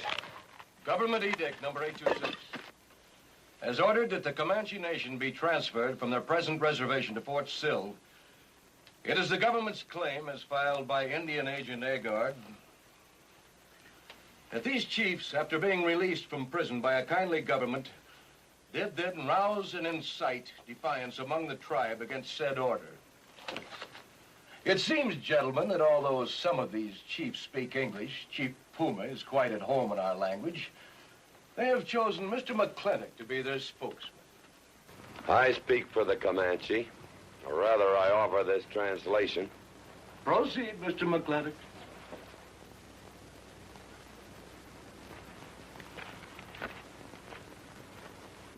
We are an old people and a proud people. When the white man first came among us, we were as many as the grass is of the prairie. Now we are few, but we are still proud. For if a man loses pride in manhood, he is nothing. You tell us now that if we will let you send us away to this place called Fort Sill, you will feed us and care for us. Let us tell you this. It is a Comanche law that no chief ever eats unless first he sees that the pots are full of meat in the lodges of the widows and orphans. It is the Comanche way of life. This that the white man calls charity is a fine thing for widows and orphans. But no warrior can accept it. For if he does, he is no longer a man. And when he is no longer a man, he is nothing. And better off dead. You say to the Comanche, you are widows and orphans. You are not men.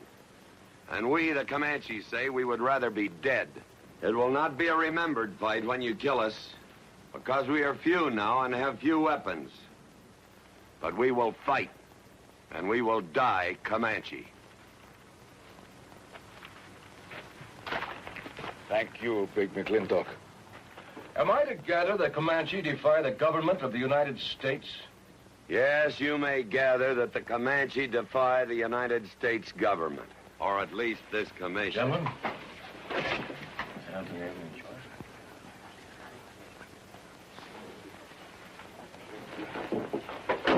It is the order of this court that these chiefs be incarcerated until such time as the detachment of United States cavalry be made available to escort them and the Comanche Nation to Fort Sill. This court is adjourned. Oh, McLintock! You are important chief amongst these white people. Sway them. Have them give us few guns to make the fight worthwhile. Let us have one last remembered fight for end of Comanche. I almost wish I could arrange that, Puma. Ahalani cha. Ahalani cha. Sergeant. Yes. Good God. Carry on. Gentlemen.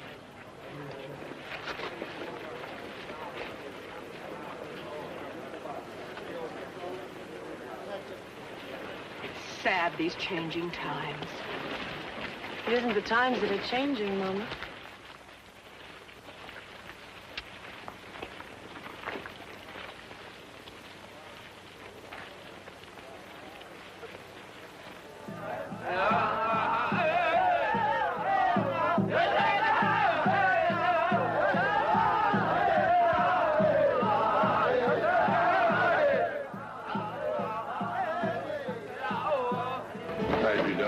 Hello, Lem.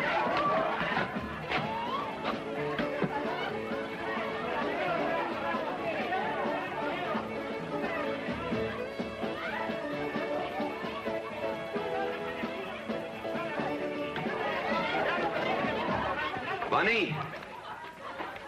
Oh, howdy, McClintock. I figured you'd be belly down drunk by now.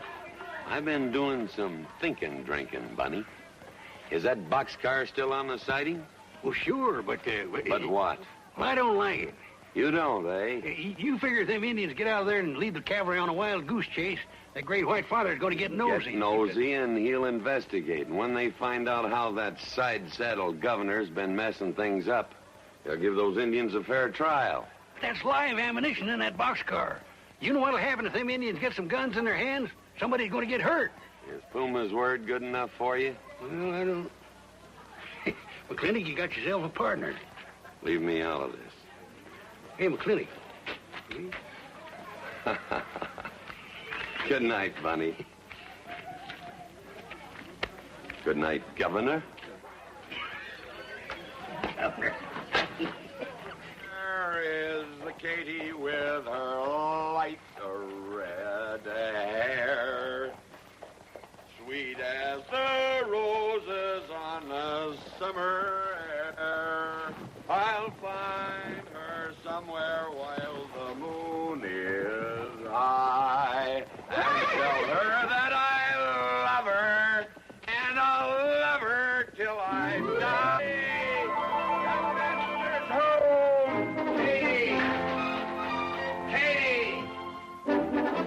Catherine Gilhooley McLintock, where's the woman of the house?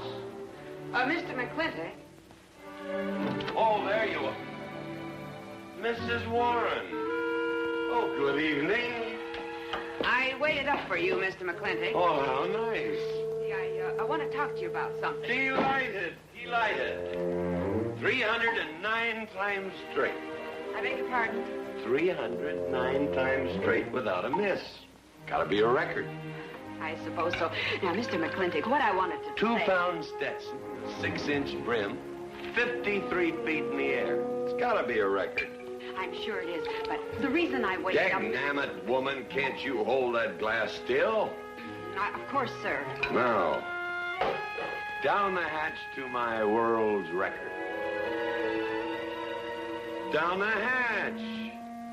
Yes, sir.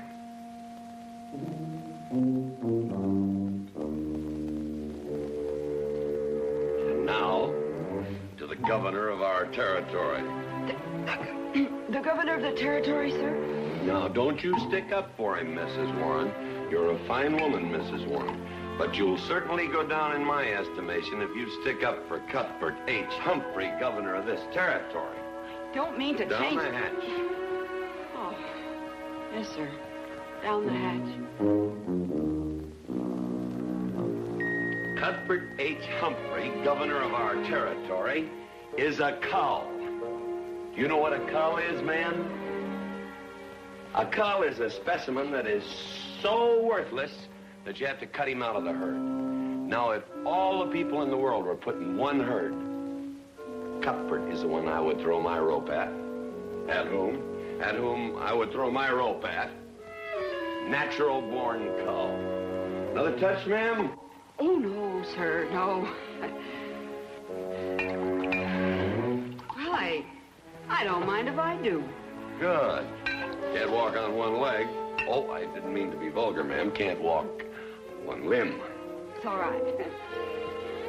Sounds silly. Only a bird can walk on a limb.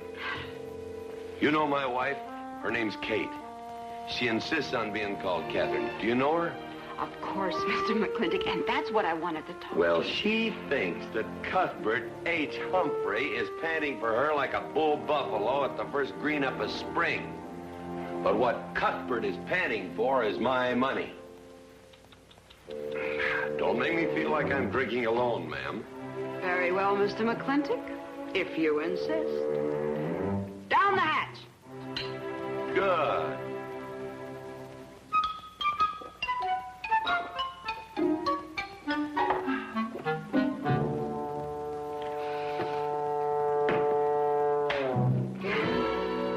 Mr. McFlintock, I have something very important to say to you. Very important. Guess it'll have to wait till the morning. Toodle. Oh, it's all right. It's all right. Betty, bye-bye.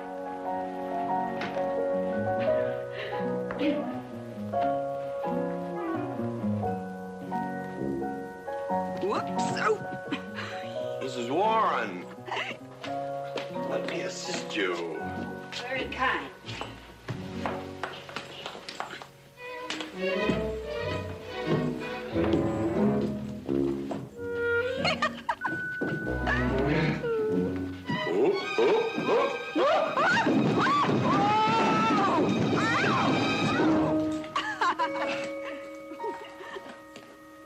Whoops.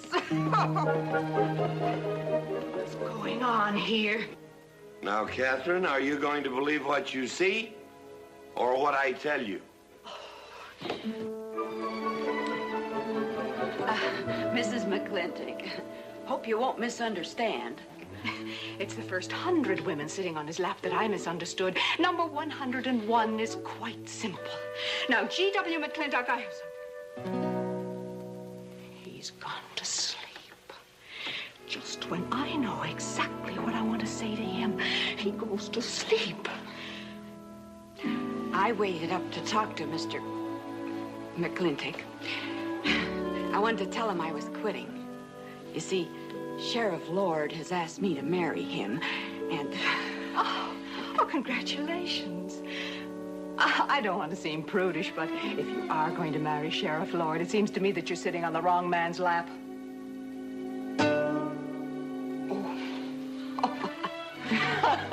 Come on, I'll help you upstairs, and we have a long talk about men in general. Ladies, one moment.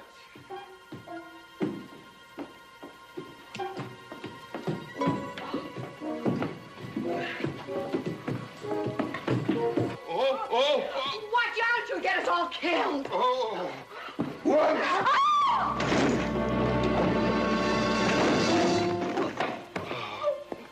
Wait a minute, ladies, till I catch my breath, and I'll get you up those stairs as sure as my name is George Washington McFlintock.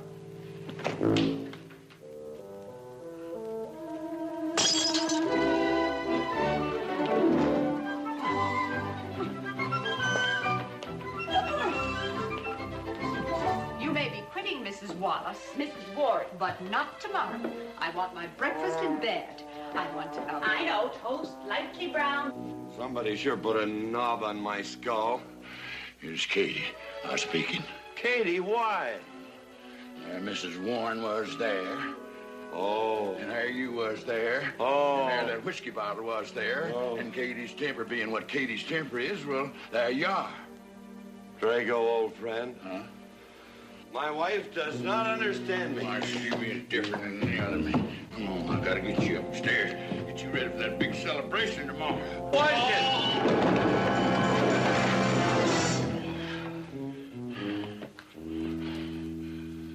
Drago, I am sleeping in the den.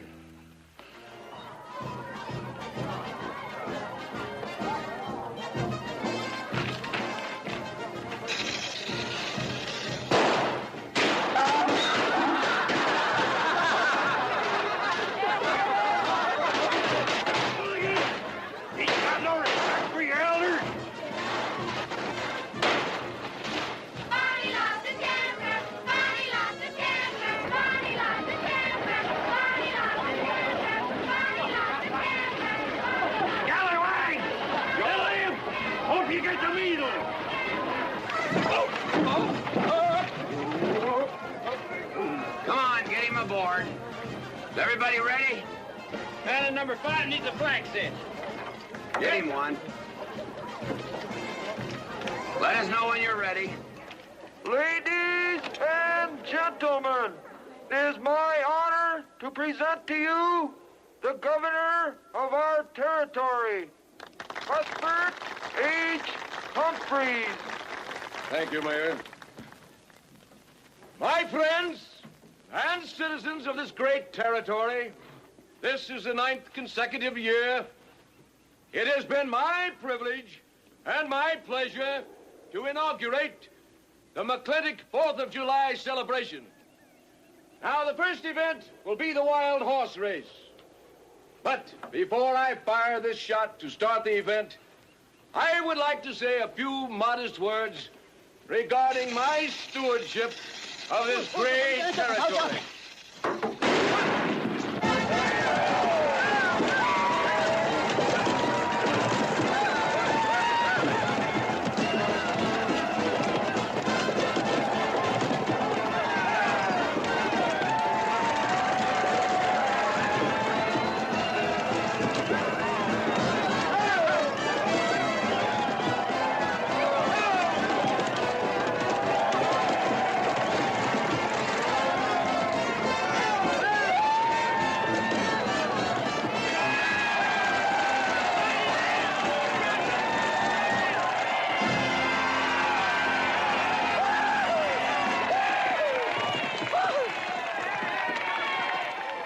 Professor Birnbaum.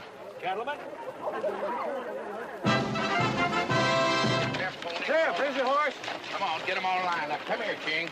Now, boys, you all know the rules. It's twice around the inside, once around the outside. First cowboy that hits that finish line without busting that egg is the winner. And I caution you boys about some of them eggs, because some of them eggs are last year's holdovers. All right, mount up.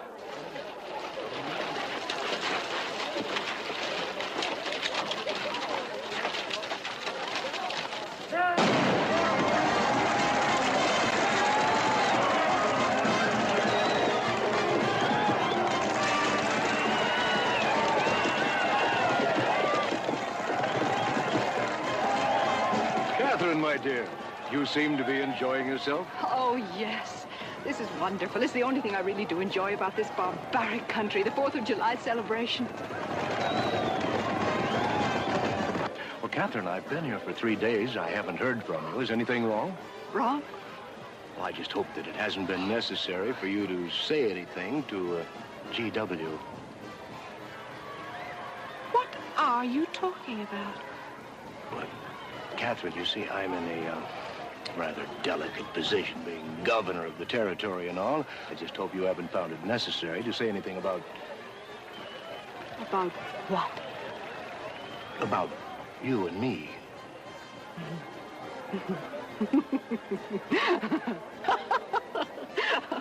Why, you pompous windbag. Do you think that you're the only man who's ever tried to play patty fingers with me, who's ever tried to lure me into the moonlight? Well, no, but I... Well, I'm a big girl and I can take care of myself. My husband knows it. I can assure you, Governor, that your reputation is untarnished. Now get out of my way.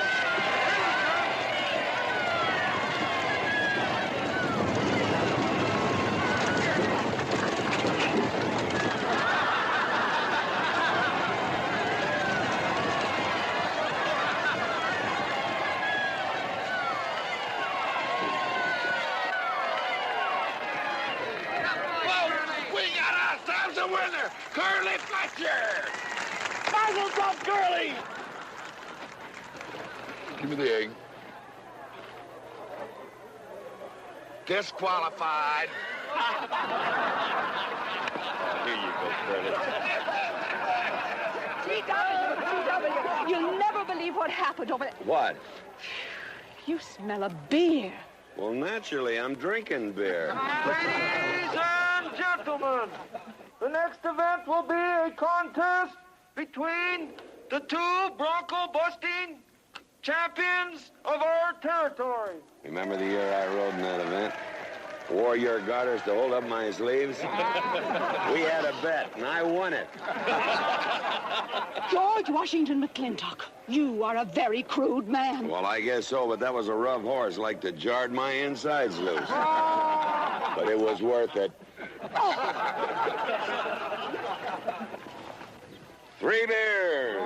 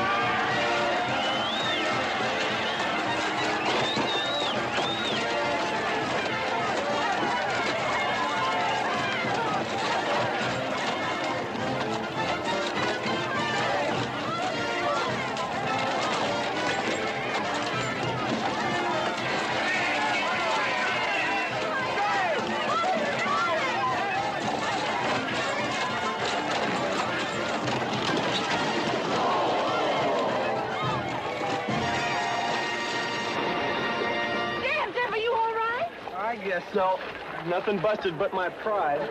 Well, that ought to even things up, farmer. For what? Well, that sore nose you gave me the other day. Well, that ain't what's sore on him.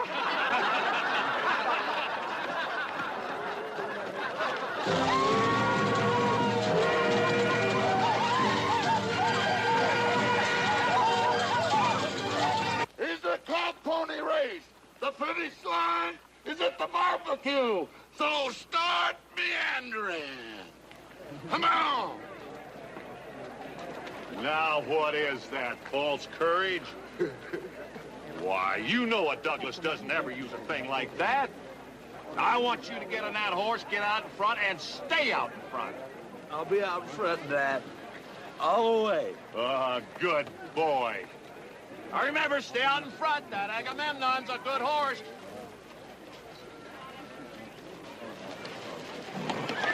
Oh, Agamemnon.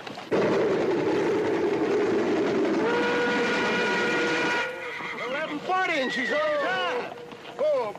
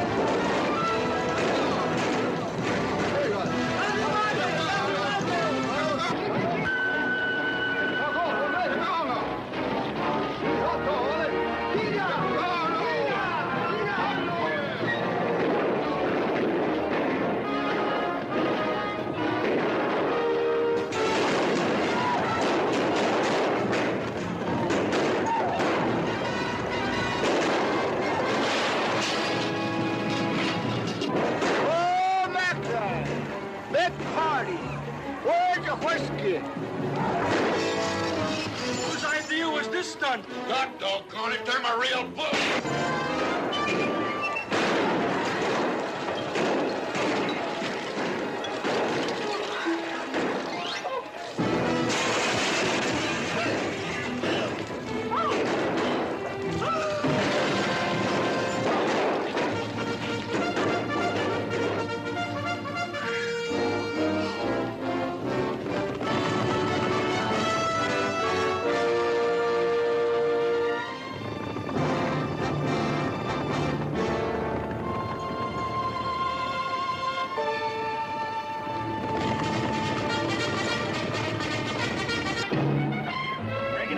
Excitement you'd want for one 4th of July, eh? Puma finally got his way, but I reckon he's riding out his last war party. We won't get very far. But one thing still has me puzzled. Where did they get the guns? I was wondering the same thing. My kidney's been bothering me. Bunny? G.W.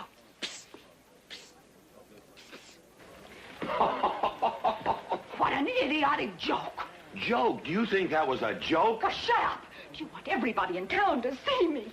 You look good in feathers. Oh. Dev, I think they've gone. Yeah. What are you going to do about it? What can I do? Nothing. Just like you've always done.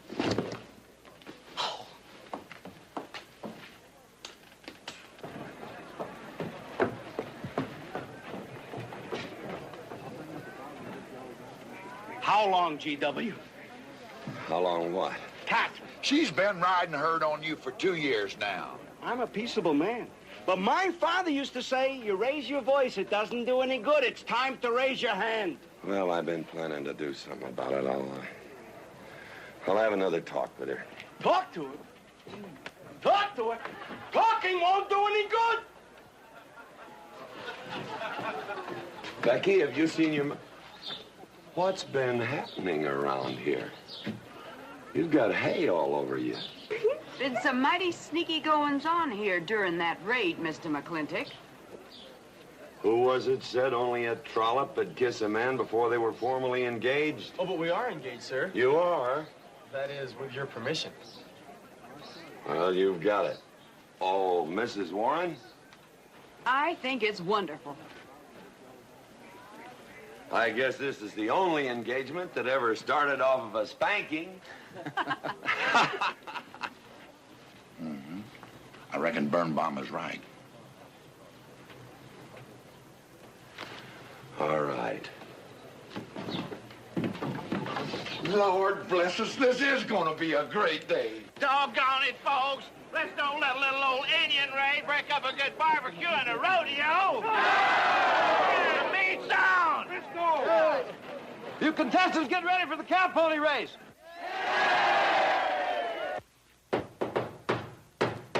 Who is it? It's me. Let me in. Not now. Are you insane? I want to talk to you. It'll have to wait. I've taken all I'm going to take from you. You are insane. You are going to tell me why you packed up, picked up, and walked out on me. 2 years ago, you remember, you came home from Denver with lipstick all over your clothes.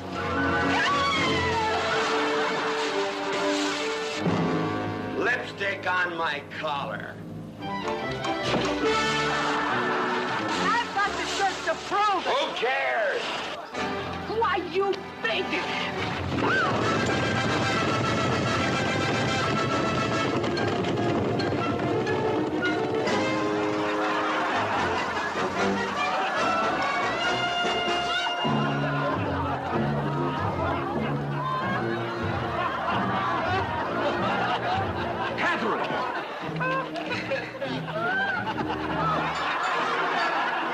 G.W., you are a ruffian.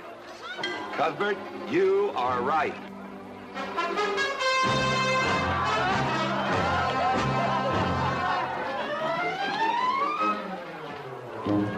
Well, what kind of a family is that? The best. And dangerous, son. Who won the race? Who cares, Neymar? History's being made.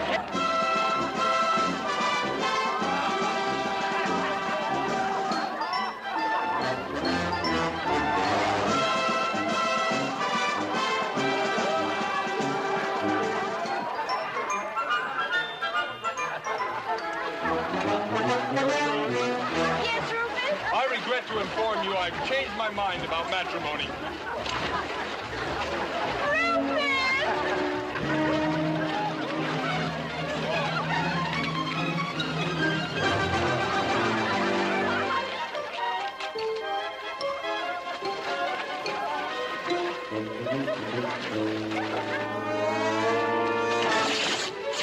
Hey, Mrs. McFlintock!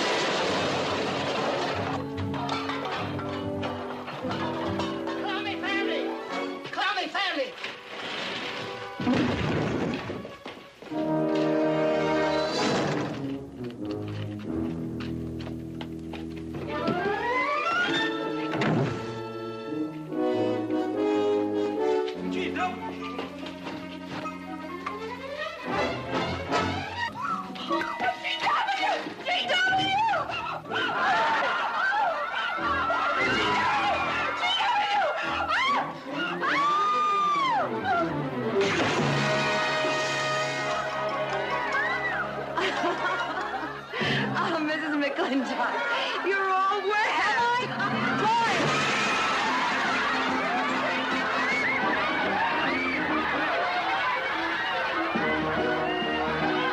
Wrong woman, G.W. Oh, pardon me.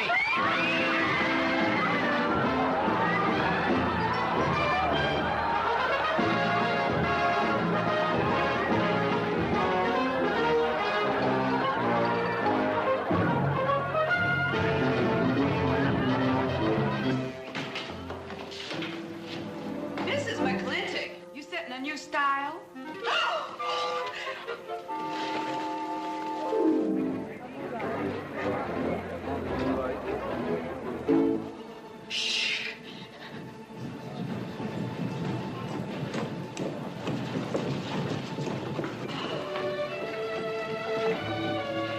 Mr. McFlintock, in here!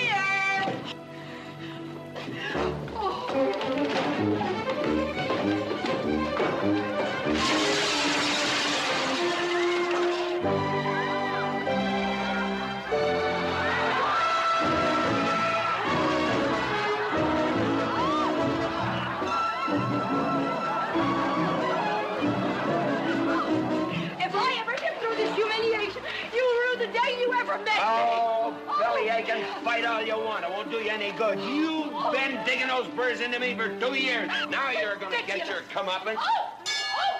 Thanks. My father would be proud of you! Now make him prouder.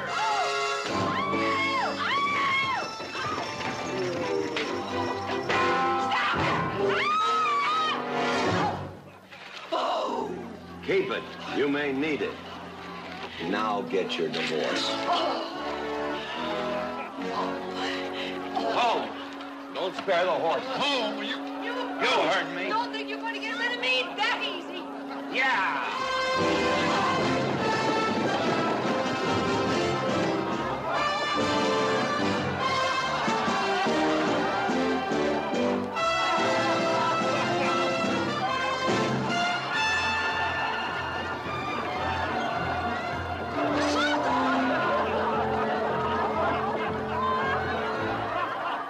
No more living in the capital? No. No more Newport in season? Nope. No more dancing at the governor's ball? No, GW. Happy day! 310 times without a miss. That's a record.